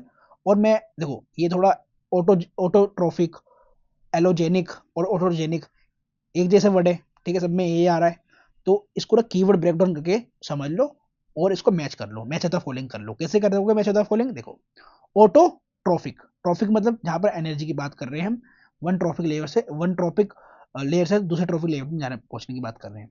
ऑटो को मतलब क्या हो गया, ऑटोट्रोप्स, ऑटोट्रोप्स कौन होते हैं, मैंने आपको पढ़ाया था अभी, primary producers that is plants, ठीक है, तो ऑटोट्रोपिक्स के अंदर हम प्राइमरी प्रोड्यूसर्स की बात करेंगे, ठीक है, ऑटोट्रोफिक की बात करेंगे, ऑटोट्रोफिक ऑर्गेनिज्म की बात करेंगे, तो ये हो गया it is characterized by early and continuous dominance, dominance किसकी होगी, of autotrophic organism like green plants that begins in predominantly inorganic environment, energy flow is maintained indefinitely, ठीक है, तो एनर्जी फ्लो तो होती रहेगी भैया, प्राइमरी प्रोड्यूसर है कंज्यूमर के पास, है ना, फिर प्राइमरी कंज्यूमर से सेकेंडरी कंज्यूमर के पास, ठीक है, वैसे एनर्जी फ्लो होती रहेगी, लेकिन यहाँ पर इसके अंदर इस सेक्शन के अंदर कौन होंगे डोमिनेंट में, वो होंगे ऑटोट्रोफिक, और ऑटोट्रोफिक होते क्या है, प्राइमरी प्रोड्यूसर होते हैं ग्रीन प्लांट्स, ठीक है, तो ऑटोट्रोफिक सेक्शन समझ गए। एलोजेनिक में देख लो, एलोजेनिक का मतलब देखो मैं इसको ना थोड़ा हिंदुस्तानी वे में पढ़ाना समझाता हूँ आपको, हिंदुस्तानी वे क्या होता है, ये होता है एलोजेनिक, ठीक है, तो हमारे मम्मी कहते थे एलोजेनिक एलर्जी, ठीक है, तो एलर्जी आ जाएगी, एलर्जी हो जाएगी, ठीक है, साफ सफाई रहेगा अगर एलर्जी हो जाएगी बोलते हैं ना, तो एलोजेनिक मतलब बाहर का आया हुआ, दैट इज एलर्जी। एलर्जी किससे होती है, जो बल चीज बाहर से मिलती है एलर्जी, ठीक है, चलो तो एलर्जी किससे होती है, दूसरे लोगों से होती है, तो एलोजेनिक, तो ये it is the replacement of the existing community is caused by any other external condition not by existing organisms. बिल्कुल सही है, एलोजेनिक है भैया, एलर्जी के थ्रू हो रही है, ठीक है, इसको समझो। तो जो एग्जिस्टिंग कम्युनिटी है वो रिप्लेस हो जाएगी किसकी वजह से, largely by any other external condition not by existing organisms, ठीक है, दैट इज एलोजेनिक। अब ऑटोजेनिक का मतलब क्या समझ रहे हो आप? ऑटो मतलब खुद ब खुद, जेनिक मतलब आप समझते हो ना, ह्यूमन बींग्स वगैरह जिनके पास लाइफ होती है, दैट इज जेनिक। तो ऑटोजेनिक सक्सेशन, इसको अब समझते हैं। It refers to that type of when community itself, when the community itself, as a result of its reactions with the environment, modifies its own environment and thus causing its own replacement by new communities। मतलब यहाँ पर autogenic है, खुद ब खुद अपना आप को रिप्लेस कर देंगे और इनकी जगह नई कम्युनिटीज आ जाएगी। इसको कहते हैं हम ऑटोजेनिक सक्सेशन, ठीक है। इनको कोई नहीं छेड़ रहा भाई, इनको कोई नहीं हटा रहा, ये खुद ब खुद अपना आप को हटा लेंगे, मॉडिफाई कर लेंगे, ठीक है। मॉडिफाई इट्स ओन एनवायरमेंट, ठीक है, modify its own environment and thus causing its own replacement by new communities, that is autogenic succession। Easy था ना, आ गया ना समझ में? अब देखो हाइड्रैक सक्सेशन क्या होता है, एक बात बताओ, अब हाइड्रोजन किसमें मिल जाएगा आपको, H2O क्या होता है, वाटर होता है ना, और हाइड्रोजन से मिलकर ऑक्सीजन मिलता है ना, दो हाइड्रोजन के एटम एक ऑक्सीजन के एटम के साथ मिलकर वाटर बनाता है, ठीक है। तो वाटर क्या होता है, हाइड्रोजन होता है, हाइड्रा, ठीक है। तो हाइड्रोजन, ये हाइड्रा सक्सेशन कहाँ मिलेगा आपको, वाटर के अंदर मिलेगा भाई, ठीक है। तो plant succession starting on relatively shallow water, shallow मतलब सैलो वाटर का मतलब पतला वाटर, मतलब है ना, पतला वाटर का मतलब समझ रहे हो, यहाँ पर उसकी हाइट बहुत कम होगी, जैसे पॉन्ड्स हो गया, लेक्स हो गया, ठीक है। तो यहाँ पर क्या होता है, सनलाइट इजिली पेनिट्रेट कर जाती है और उसकी लैंड तक पहुंच जाती है, जिसकी वजह से ना प्लांट्स को फोटोसिंथेसिस करने में इजी हो जाता है, और फोटोसिंथेसिस अगर वो कर लेते हैं, ठीक है, तो उनको एनर्जी मिल जाती है, ग्लूकोज बना रहता है, तो उनकी प्लांट ग्रो हो जाती है, मतलब प्लांट ग्रो होने लगते हैं, ठीक है। तो सेलो वाटर होगा तो आराम से फोटोसिंथेसिस हो जाएगा, ठीक है, सनलाइट आराम से पेनिट्रेट कर जाएगी, तो फोटोसिंथेसिस जो फोटोसिंथेसिस का प्रोसेस है वो इजिली हो जाएगा, ठीक है, दैट इज हाइड्रॉक्सिजन, ठीक है, वाटर के अंदर मिलेगा। जेराक्सिजन क्या मिलेगा, ठीक है, जेराक्सिजन स्टार्टिंग ऑन बेयर ग्राउंड और rock culminating in mature climax forest।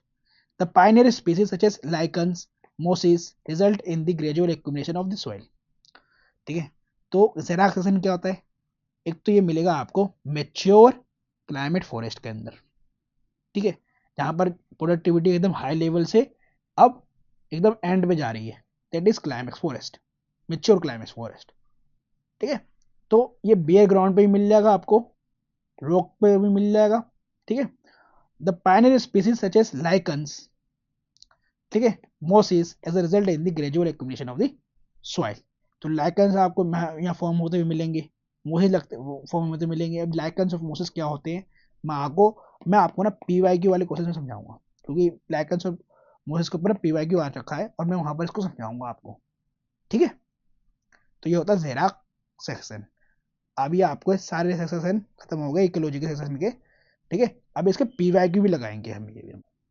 Biogeochemical cycles important topic है, यूपीएससी ने इसके ऊपर खूब सारे क्वेश्चन पूछ रखे हैं आपसे प्रीलिम्स में, ठीक है। तो बायोजियोकेमिकल साइकिल्स के अंदर हम पहले गैसियस फॉर्म वाले पढ़ेंगे, ठीक है, जिसमें कार्बन साइकिल आएगा आपका, ठीक है, नाइट्रोजन साइकिल आएगा, और उसके बाद वाटर साइकिल और ऑक्सीजन साइकिल। देन हम पढ़ेंगे सल्फर साइकिल, ठीक है, जो सेडिमेंट्री बायोजियोकेमिकल साइकिल्स में पढ़ेंगे, ठीक है। फिर फॉस्फोरस साइकिल पढ़ेंगे, ठीक है। अब फॉस्फोरस साइकिल पे भी यूपीएससी ने क्वेश्चन पूछ रखा है, नाइट्रोजन साइकिल पे भी क्वेश्चन पूछ रखा है, और किसके ऊपर, ये कार्बन साइकिल के ऊपर यूपीएससी ने क्वेश्चन पूछ रखा है। अभी मैं आपको दिखाता भी हूँ, ठीक है। चलते हैं PYQ की तरफ और इसमें दिखाता भी हूँ, ये देखो, ये देखो, बायोजियोकेमिकल साइकिल्स में weathering of rocks is the main source of release of nutrient to the to enter the cycle, ठीक है। तो ये क्या होगा, फॉस्फोरस साइकिल, ठीक है, रॉक से फॉस्फोरस मिलता है, ठीक है। अभी मैं पढ़ाऊंगा भी आपको। अब देखो और दिखाता हूँ क्वेश्चन, इसमें देखो ये कहाँ गया, ये रहा, नाइट्रोजन टू द सॉइल, ठीक है, कैसे ऐड होगा, किससे ऐड होगा, ठीक है। तो ये भी आपका केमिकल उससे ही साइकिल से ही, नाइट्रोजन साइकिल से ही क्वेश्चन। अब देखो इधर देखो, कार्बन डाइऑक्साइड, कार्बन साइकिल 2014 में क्वेश्चन, देखो ये 2013 में क्वेश्चन। तो यूपीएससी बता रहा है कि आपको ये साइकिल के पर प्रिपरेशन रखनी है अपनी, ठीक है। ध्यान रखो इन टॉपिक्स का, इन थीम्स का मैं क्वेश्चन पूछूंगा, तो हम इसी थीम को पकड़ेंगे और इसी थीम को समझेंगे, ठीक है। अब क्वेश्चन कैसे भी आ जाए, जब हमारी थीम बेस्ड प्रिपरेशन होगी तो भैया थीम बेस्ड पे कुछ भी आ जाए हम कर लेंगे, ठीक है। चलो अब पढ़ते हैं। तो बायोजियो केमिकल साइकिल्स में क्या है इसका मतलब, the flow of chemical elements, देखिए केमिकल एलिमेंट्स का फ्लो होता है इसके अंदर, and compounds like oxygen, carbon, nitrogen, phosphorus, sulphur between organisms and the physical environment, ये ध्यान रखना, between the organism and physical environment. अभी साइकिल को समझाऊंगा विद डायग्राम, ठीक है। Biogeochemical cycle can be either gaseous, that is reservoir pool is the atmosphere, and the sedimentary, that is reservoir pool is the earth crust, ठीक है। इसी तरह अभी समझाऊंगा इसको मैं, टेंशन मतलब ना लो, ठीक है। तो गैसेस के अंदर भी हम पढ़ेंगे कार्बन साइकिल। अब एक बात बताओ, कुछ भी आपके जो भी दिखाई दे रहा है ना आपके सामने, और आप खुद कार्बन से बने हो, इसका ध्यान रखना। केमिस्ट्री में हम पढ़ते हैं कि हम कुछ भी बना हुआ है ना, तो उसके अंदर आपको कार्बन जरूर मिलेगा, ठीक है। तो इसका ध्यान रखना। Carbon enters into the living world in the form of carbon dioxide through the process of photosynthesis as a carbohydrates, ठीक है। अब एक बात बताओ, प्लांट्स ऑक्सीजन आपको देते हैं और क्या लेते हैं, कार्बन लेते हैं, कार्बन डाइऑक्साइड लेते हैं वो, ठीक है। तो ये डूइंग द आपको फोटोसिंथेसिस मिलेगा, ठीक है, क्योंकि हम जब वो हमें ऑक्सीजन देते हैं प्लांट्स, ठीक है, तो हम ऑक्सीजन लेते हैं और कार्बन डाइऑक्साइड छोड़ते हैं, और ये कार्बन डाइऑक्साइड फोटोसिंथेसिस के थ्रू जो है प्लांट्स लेते हैं, ठीक है। समझ में आ गया carbon cycle. This organic compounds that is food are then pass from the producer to the consumer, ठीक है, सही बात है। भैया प्लांट्स के अंदर कार्बन डाइऑक्साइड वो कार्बन होता है, तो जब उसे हार्बिवोर्स खाएंगे, देन हार्बिवोर्स को कार्निवोर्स खाएंगे, तो ये जो कार्बन है प्रोड्यूसर से कंज्यूमर में जाएगा, कंज्यूमर से टॉप कंज्यूमर में जाएगा, है ना, ठीक है। This carbon is finally return to the surrounding medium by the process of respiration, decomposition of plants and animals by, ठीक है, बिल्कुल बात सही है। फिर ये जो कार्बन है ना, वापस से किसके पास चला जाएगा, भैया एनवायरनमेंट में चला जाएगा। हाउ, कैसे, जहां से आया तो वहीं चला जाएगा, कैसे भाई, ये जब ये प्रोड्यूसर से कंज्यूमर में गया, इट इज हार्बिवोरस में, फिर टॉप कंज्यूमर गया, जब ये टॉप कंज्यूमर जो है कार्निवोरस मर जाएगा, तो ये डेड ऑर्गेनिज्म बन जाएगा, और डेड ऑर्गेनिज्म मिलकर कहाँ जाएगा ये, भाई लैंड में जाके तो मिल जाएंगे, मिट्टी में तो जाके सॉइल में तो मिल जाएंगे, उसके अंदर कार्बन होता है, तो मिट्टी के थ्रू जो है कार्बन कहाँ चला जाएगा, आपको सॉइल में चला जाएगा, फिर सॉइल से वो प्लांट्स में आ जाएगा। लेकिन carbon is also recycled during the burning of fossil fuel, बिल्कुल बात सही है ना। अब ये देखो, ये डायग्राम देख के समझो भी। अब देखो फोटोसिंथेसिस हो रहा है, ठीक है, तो यहाँ पर फोटोसिंथेसिस के थ्रू कार्बन जो है हमारे ये प्लांट से, देखो रूट रेस्पिरेशन के थ्रू भी जाएगा कार्बन, ठीक है। अब ये कार्बन मिनरल में मिलेगा ये, ठीक है, क्योंकि जो आपके जो प्लांट्स होते हैं जब ये डेड हो जाते हैं, ठीक है, मिट्टी में मिल जाता है तो नीचे जाके मिनरल्स बनते हैं ये, ठीक है, कोल वगैरह में मिलेगा आपको कार्बन, ठीक है, dead organism and waste products में, ठीक है, दिख भी रहा है। फिर ये जो कार्बन है आपको फिर प्लांट के अंदर मिलेगा, प्लांट रेस्पिरेशन थ्रू, फिर ये कार्बन डाइऑक्साइड बन के आपको गैसेस फॉर्म में मिलेगा। फिर एनिमल रेस्पिरेशन करेंगे, ठीक है, हम करते हैं रेस्पिरेशन, तो हम कार्बन डाइऑक्साइड छोड़ते हैं, तब मिलेगा कार्बन डाइऑक्साइड। फिर फैक्ट्री वगैरह के पोल्यूशन से आएगा, ठीक है, इंजन से आएगा, कार से आएगा, ट्रांसपोर्टेशन से आएगा, तब हमें एटमोसफेयर में मिलेगा कार्बन डाइऑक्साइड। फिर कार्बन डाइऑक्साइड फिर चला जाएगा मतलब उसके अंदर ही, तो ये साइकिल चलते रहेगा, ठीक है। अब नाइट्रोजन साइकिल को पढ़ते हैं। तो नाइट्रोजन साइकिल भी ऐसी ही तरीके से वर्क करता है जैसे कार्बन साइकिल वर्क करता है, ठीक है। तो nitrogen is the present in the atmosphere in the elemental form, as such as it can not be utilize by living organism, बिल्कुल बात सही है। नाइट्रोजन को ना कंज्यूम नहीं करते, तभी तो 78% जो है नाइट्रोजन आपको एटमोसफेयर में मिलेगा, ठीक है, क्योंकि हम कंज्यूम नहीं करते, बिल्कुल बात सही है। The elemental form of nitrogen is converted into combined state with elements such as HCO, ठीक है, मतलब ये हाइड्रोजन होगा, कार्बन होगा, ये ऑक्सीजन होगा, by bacteria so that it can be readily used by the plants, ठीक है। तो नाइट्रोजन किसका इस्तेमाल होगा, नाइट्रोजन किसको जरूरत होती है, सबसे ज़्यादा प्लांट्स को तो जरूरत होती है, क्रॉप्स को तो जरूरत होती है, ठीक है। कैसे, आप यूरिया यूरिया वो सुनते होंगे, ये यूरिया कुछ नहीं है, इसके अंदर नाइट्रोजन होता है, और इसी यूरिया जो है फर्टिलाइजर के इस्तेमाल हो गए, प्लांट्स ग्रो होते हैं, एग्रीकल्चर होता है। ठीक है, तो नाइट्रोजन फिक्सिंग बैक्टीरिया मिलेंगे आपको एनवायरनमेंट में। Some bacteria can turn nitrogen into ammonia by the process known as nitrogen fixation. ठीक है, तो इस प्रोसेस को हम कहते हैं नाइट्रोजन फिक्सेशन। इसको भी वेरी इंपॉर्टेंट है, ध्यान रखना, नाइट्रोजन फिक्सेशन। और कुछ जो ये बैक्टीरिया जो होते हैं, इनका नाम देखो, याद कर लो, ये होते हैं एजोटोबैक्टर। ठीक है, और क्या होता है ये एकिया, ये बैक्टीरियाज होते हैं जो नाइट्रोजन फिक्सेशन में काम आते हैं। ये करते क्या है, ये जो आपका नेचुरल नाइट्रोजन होता है ना, जो आपको एनवायरनमेंट मिलता है, इसको अमोनिया में फॉर्म कन्वर्ट कर देंगे। ठीक है, क्योंकि जो प्लांट्स होता है ना, वो डायरेक्ट एनवायरनमेंट वाला नाइट्रोजन नहीं ले सकता, जो गैस फॉर्म में है नाइट्रोजन, ये प्लांट्स नहीं लेते, ये लेते हैं अमोनिया वाला। क्यों नहीं ले पाते भैया, लेते होते तो फिर हम यूरिया का इस्तेमाल क्यों करते? समझ रहे ना बात को? अगर डायरेक्ट एनवायरनमेंट से ले लें नाइट्रोजन प्लांट्स, तो हम यूरिया का इस्तेमाल क्यों करेंगे? ठीक है, अब ये क्या है, डीनिट्रीफाइंग बैक्टीरिया। डीनिट्रीफाइंग बैक्टीरिया क्या होते हैं? This bacteria metabolize the nitrogenous compounds using various. मतलब ये जो है, जो नाइट्रोजन है एनवायरनमेंट मिलेगा, उसको क्या करेंगे, मेटाबोलाइज कर देंगे। ठीक है, और जब ये मरेंगे बैक्टीरिया, तो ये जाके फिर से ये मिट्टी में जाके मिल जाएंगे, सॉइल में मिल जाएंगे, फिर नाइट्रोजन फिक्स ये भी काम करेंगे एक तरीके से। ठीक है, तो अब इस साइकिल को समझ लो इस डायग्राम के थ्रू। ये नाइट्रोजन आपका एयर में, ठीक है, गैसेस फॉर्म में, फिर ये क्या कहते हैं, जब रेनफॉल होगा तो ये जाएगा वाटर के थ्रू किसमें, सॉइल के अंदर। तो नाइट्रोजन फिक्सिंग बैक्टीरिया क्या करेगा, अमोनिया में बना देगा NH3। NH3 बना देने के बाद ये जाएगा आपके सॉइल के अंदर। ठीक है, अब इसी सॉइल से जो है ना प्लांट इनसे हेल्प लेंगे और ग्रो होंगे। ठीक है, तो डीनाइट्रिफिकेशन बैक्टीरिया होते हैं ये। ठीक है, ये क्या कर देंगे, इनको डीनाइट्रीफाई करके इनको फिर से ऑक्सीजन, वो से जो नेचुरल आपका नाइट्रोजन है, ठीक है, नाइट्रोजन ऑक्साइड उसमें कन्वर्ट कर देंगे। ठीक है, और ये देखो, ये अमोनिफिकेशन है, अमोनिफिकेशन से क्या बन रहा है, नाइट्रिफिकेशन। अच्छा, एक क्वेश्चन 2024 में आया था कि इनमें से कौन सी गैस है जो हेल्प करती है ब्लड को फ्लो करने में? ठीक है, अब उसका आंसर आप मुझे बताओगे कमेंट बॉक्स के अंदर। अब समझते हैं वाटर साइकिल। ठीक है, वाटर साइकिल तो वैसे भी आपने ज्योग्राफी में पढ़ना है। ठीक है, तो वाटर साइकिल के एकदम डायग्राम से समझते हैं। ठीक है, तो देखो, पहले ओशन से, ठीक है, तो ओशन से इवोपरेशन हुआ, इवोपरेशन हुआ, तो ये इवोपरेशन के थ्रू वाटर जो गैसेस फॉर्म में बने, और ये ऊपर गए, ठीक है, एटमॉस्फेयर में, ऊपर, ठीक है, ऊपर के एटमॉस्फेयर में गए, फिर वहां पर कंडेंसेशन हुआ। ठीक है, टेम्परेचर डिक्रीज होने से, फिर टेम्परेचर डिक्रीज होने से वहां पर कंडेंसेशन हुआ, तो ये क्लाउड्स बन गए। क्लाउड्स बनने के बाद जब ये क्लाउड्स हैवी हो जाएंगे, तो ये प्रेसिपिटेट करेंगे। ठीक है, तो रेनफॉल होगा, तो रेनफॉल के थ्रू फिर से लैंड पर वाटर मिल जाएगा आपको। ये हमारा वाटर साइकिल है।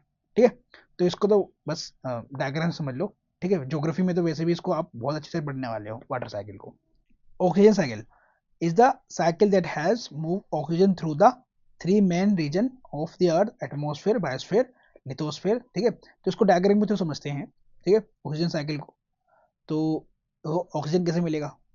देखो, फोटोसिंथेसिस के थ्रू जो प्लांट्स है ना, सन से एनर्जी लेते हैं और अपना खाना बनाते हैं।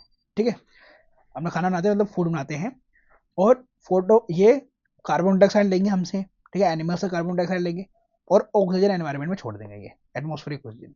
ठीक है, तो ये जो साइकिल है इस तरीके से चलती रहेगी, ये कार्बन डाइऑक्साइड लेंगे, ऑक्सीजन छोड़ेंगे, ऑक्सीजन एनवायरनमेंट में जाएगा, और ऑक्सीजन की जरूरत हमें एनिमल्स को पड़ती है, हम ऑक्सीजन ब्रेथ के थ्रू लेंगे और फिर कार्बन डाइऑक्साइड छोड़ देंगे। ठीक है, तो ये हमारा हो गया ऑक्सीजन साइकिल। अब हम बढ़ते हैं सल्फर साइकिल। ये इंपॉर्टेंट है, इस पर यूपीएससी ने क्वेश्चन ही पूछ रखा है। तो sulphur occurs in all living matter, ये ध्यान रखना, सारे लिविंग मैटर्स के अंदर सल्फर मिल जाएगा। ठीक है, as a component of certain amino acids, और अमीनो एसिड्स क्या होते हैं, आपके प्रोटीन होते हैं। ठीक है, तो एज अ कंपोनेंट आपको मिल जाएगा अमीनो एसिड्स, उसके अंदर आपको मिलेगा सल्फर। ठीक है, it is abundant in this soil in proteins. ठीक है, तो आपको ये अबंडेंटली कहाँ मिलेगा, सॉइल के अंदर मिलेगा। ठीक है, वो भी उनके प्रोटीन में। And through a series of microbial transformation ends up as a sulphates usable by plants. ठीक है, तो through the series of microbial transformation, मतलब माइक्रोबियल ट्रांसफॉर्मेशन समझते हो, जो माइक्रोऑर्गेनिजम्स होते हैं, इनको ट्रांसफॉर्म करेंगे सॉइल को।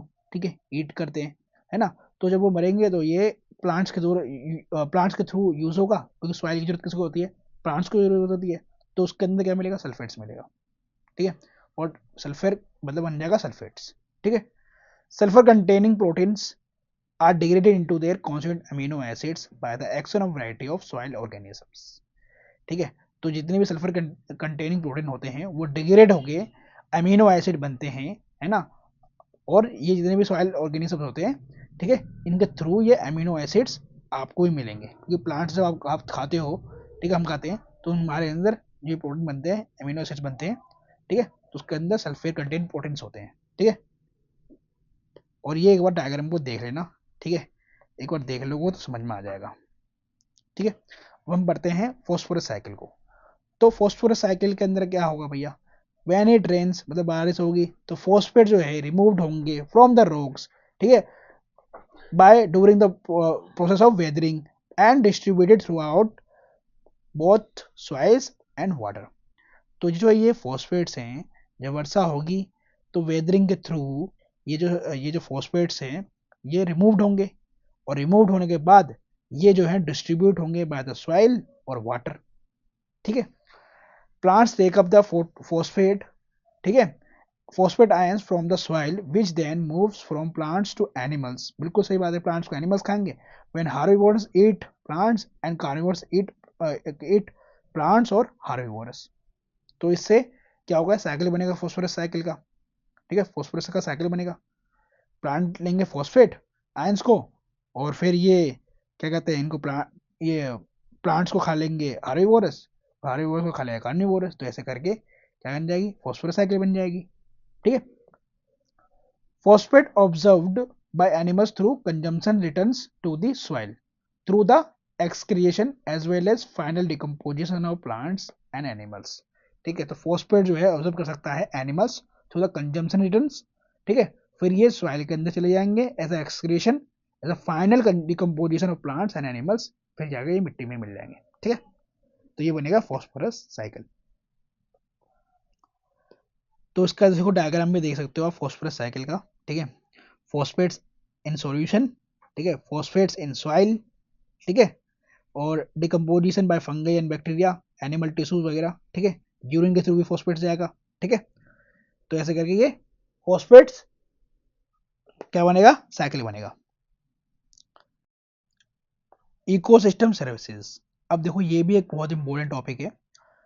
यूपीएससी ने बहुत सारे क्वेश्चन पूछे हैं इकोसिस्टम सर्विसेज से रिलेटेड, ठीक है। तो प्रीलिम्स में आपको बहुत सारे एमसीक्यू मिलेंगे, ठीक है, इससे रिलेटेड। इसको सही से समझेंगे, पढ़ेंगे, ठीक है। इकोसिस्टम सर्विसेज में provisioning services, regulating services, cultural services, ये सब समझेंगे। और इसके साथ हमारा ये जो है ना चैप्टर एंड हो जाएगा हमारा इकोलॉजी का। इसके बाद हमारा सेकंड चैप्टर आएगा, ठीक है, और वो होगा इकोसिस्टम पे, और उसके पीवाईक्यूज भी लगाएंगे, ठीक है। तो बने रहो, इसको करते रहो, ठीक है। ये सारे इंपॉर्टेंट टॉपिक है, ये मत छोड़ देना कि मुझे ये सारे पढ़ने नहीं, बोरिंग सा लग रहा है थोड़ा, नहीं नहीं। अगर बोरिंग से लगा तो समझ लो आप रेस से बाहर हो रहे हो, ठीक है। इन्हीं बोरिंग चीज को ना करते करते करते करते ही ऑफिसर बनते हैं, ठीक है। ऐसे नहीं बन सकता कोई भी, है ना, तो हर कोई बन जाएगा ऑफिसर। चलो, ecosystem services are the benefits people obtain from the ecosystem. Ecosystem services होता क्या है, जो भी बेनिफिट्स हैं हम जो लोग हैं ना ऑब्टेन करते हैं from the ecosystem, that is ecosystem services. सही बात है भैया, इकोसिस्टम ही तो है जो हमें सर्विसेज दे रहा है, बेनिफिट्स दे रहा है, ठीक है। तो द इकोसिस्टम, ठीक है भाई, इसको इकोसिस्टम सर्विसेज बोल दिया, इजी था। These include provisioning, regulating culture services that directly affect the people and supporting the services needed to the maintain the other services. कितना इजी है, समझ में आ रहा होगा भाई। इसके अंदर प्रोविजनिंग होती है, रेगुलेटिंग होता है, कल्चरल सर्विसेज होता है जो डायरेक्टली अफेक्ट करते हैं पीपल को, सपोर्ट करते हैं सर्विसेज को to maintain other services. Easy, अभी आगे समझाऊंगा भी प्रोविजनिंग क्या होती है, रेगुलेटिंग क्या होती है, कल्चरल सर्विसेज क्या होती है।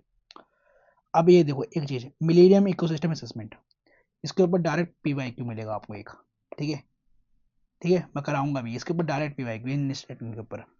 तो millennium ecosystem assessment was initiated in 2001 by United Nations, whose objective was to assess the consequences of ecosystem change for human well-being, the scientific basis of action needed to enhance conservation, sustainable use of those system their contribution to the human wellbeing. तो ये MA बनाया गया था, ठीक है, by the United Nation. इसका objective था कि भैया एसेस करना है कि जितने भी कॉन्सिक्वेंसेस आ रहे हैं इकोसिस्टम में, चेंजेस आ रहे हैं, ठीक है, क्योंकि हम ह्यूमन के वेलबींग में काम आता है ये इकोसिस्टम सर्विसेज, ठीक है। तो हमने साइंटिफिक से बेसिस निकाला, ठीक है, जिसमें हमें एक्शन की जरूरत, जो हमने ढूंढा कि भैया हमें क्या क्या एक्शन लेने चाहिए for the conservation and sustainable use of those system and their contribution to human wellbeing, ठीक है। तो एक ये इको सिस्टम जो सर्विसेज है ये खराब ना हो, बिगड़े ना, ठीक है, इसके हालत सही रहे, ठीक है, इसे कंजर्वेशन कर पाए, हम सस्टेनेबल यूज कर पाए, तो ऐसे क्या एक्शंस लिए जाए, इसके अंदर ये असेसमेंट लिया गया, ठीक है, मिलेनियम इकोसिस्टम असेसमेंट, ठीक है, 2001 के अंदर बाय द यूनाइटेड नेशन, ठीक है, इजी था। ये आपके मेंस में लिखने का भी काम आएगा, ध्यान रखना। अगर जहाँ पर बात करेंगे हम कि भैया कंजर्वेशन एंड सस्टेनेबल यूज की बात करेंगे जहाँ पर इकोसिस्टम की, तो ये आपको मेन से भी लिखने का काम आएगा। चलो, इकोसिस्टम सर्विसेज में बताया था मैंने, प्रोविजनिंग सर्विसेज होती है, रेगुलेटिंग होती है और कल्चरल होता है। प्रोविजनिंग में क्या होता है, the products obtain from the ecosystem, सही बात है, प्रोविजनिंग करना, भैया जो हमें प्रोडक्ट मिलता है फ्रॉम द इकोसिस्टम वही प्रोविजनिंग सर्विसेज होती है। जैसे कि हमें काम मिलता है भैया इकोसिस्टम से, फूड मिलता है, खाना मिलता है, फाइबर्स मिलता है, ऑर्नामेंटल्स मिलते हैं, मेडिसिन मिलते हैं, बायोफिल्स मिलता है, फ्रेश वाटर मिलता है, जेनेटिक रिसोर्सेज मिलते हैं, बिल्कुल सही बात है। रेगुलेटिंग सर्विस में क्या मिलेगा, benefits obtained from regulation of ecosystem processes, ठीक है।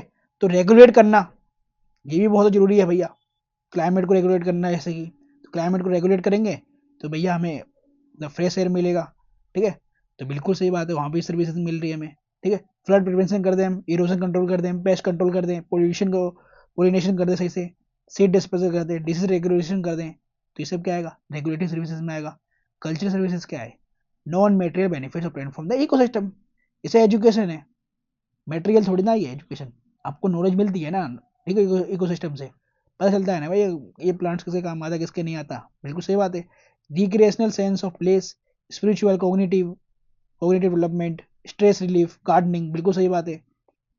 गार्डनिंग में देख कर आपका मन खुश हो जाता है भैया, जहाँ पे पेड़ पौधे होते हैं वहाँ जाते हो आपको रिलीफ मिलता है, शांति मिलती है, दैट इज कल्चरल सर्विसेज, है ना। अच्छा दोस्तों, इसी के साथ ना हमारा इकोलॉजी चैप्टर जो है ना फिनिश हो गया। अब हम नेक्स्ट वीडियो में मिलेंगे जिसके अंदर हम अपना एनवायरनमेंट का सेकंड चैप्टर फिनिश करेंगे विद पीवाईक्यू एनालिसिस, ठीक है। इसके अंदर मैं इसी तरीके से आपको सारे चैप्टर्स फिनिश कराऊंगा, ठीक है, और कुछ भी नहीं छोड़ेंगे। तो हमने अंडरस्टैंडिंग कर ली इकोलॉजी की, अब सेकंड वीडियो में मिलेंगे हम इकोसिस्टम वाले में। अब देखो, जितने भी हार्ड टॉपिक थे ना आपके एनवायरनमेंट के फिनिश हो गए, अब जितने भी अपना आसान आसान बचे हैं जिसमें ज़्यादा कंसेप्ट नहीं है, ठीक है, जितने भी कंसेप्ट थे वो अंडरस्टैंडिंग इकोलॉजी के अंदर ही थे। अब इकोसिस्टम में बहुत इजी आपको समझने को मिलेगा सब कुछ। वेटलेंस वगैरह क्या होता है, याद करना होता है इनके अंदर, तो बायोडाइवर्सिटी में आपको याद करना होता है, तो याद कराऊंगा ना मैं, टेंशन क्यों ले रहे हो, ठीक है। तो हम वेटेज वाइज प्रिपरेशन करेंगे पूरी एनवायरनमेंट की ऐसे ही इसी तरीके से। तो नेक्स्ट वीडियो मिलते हैं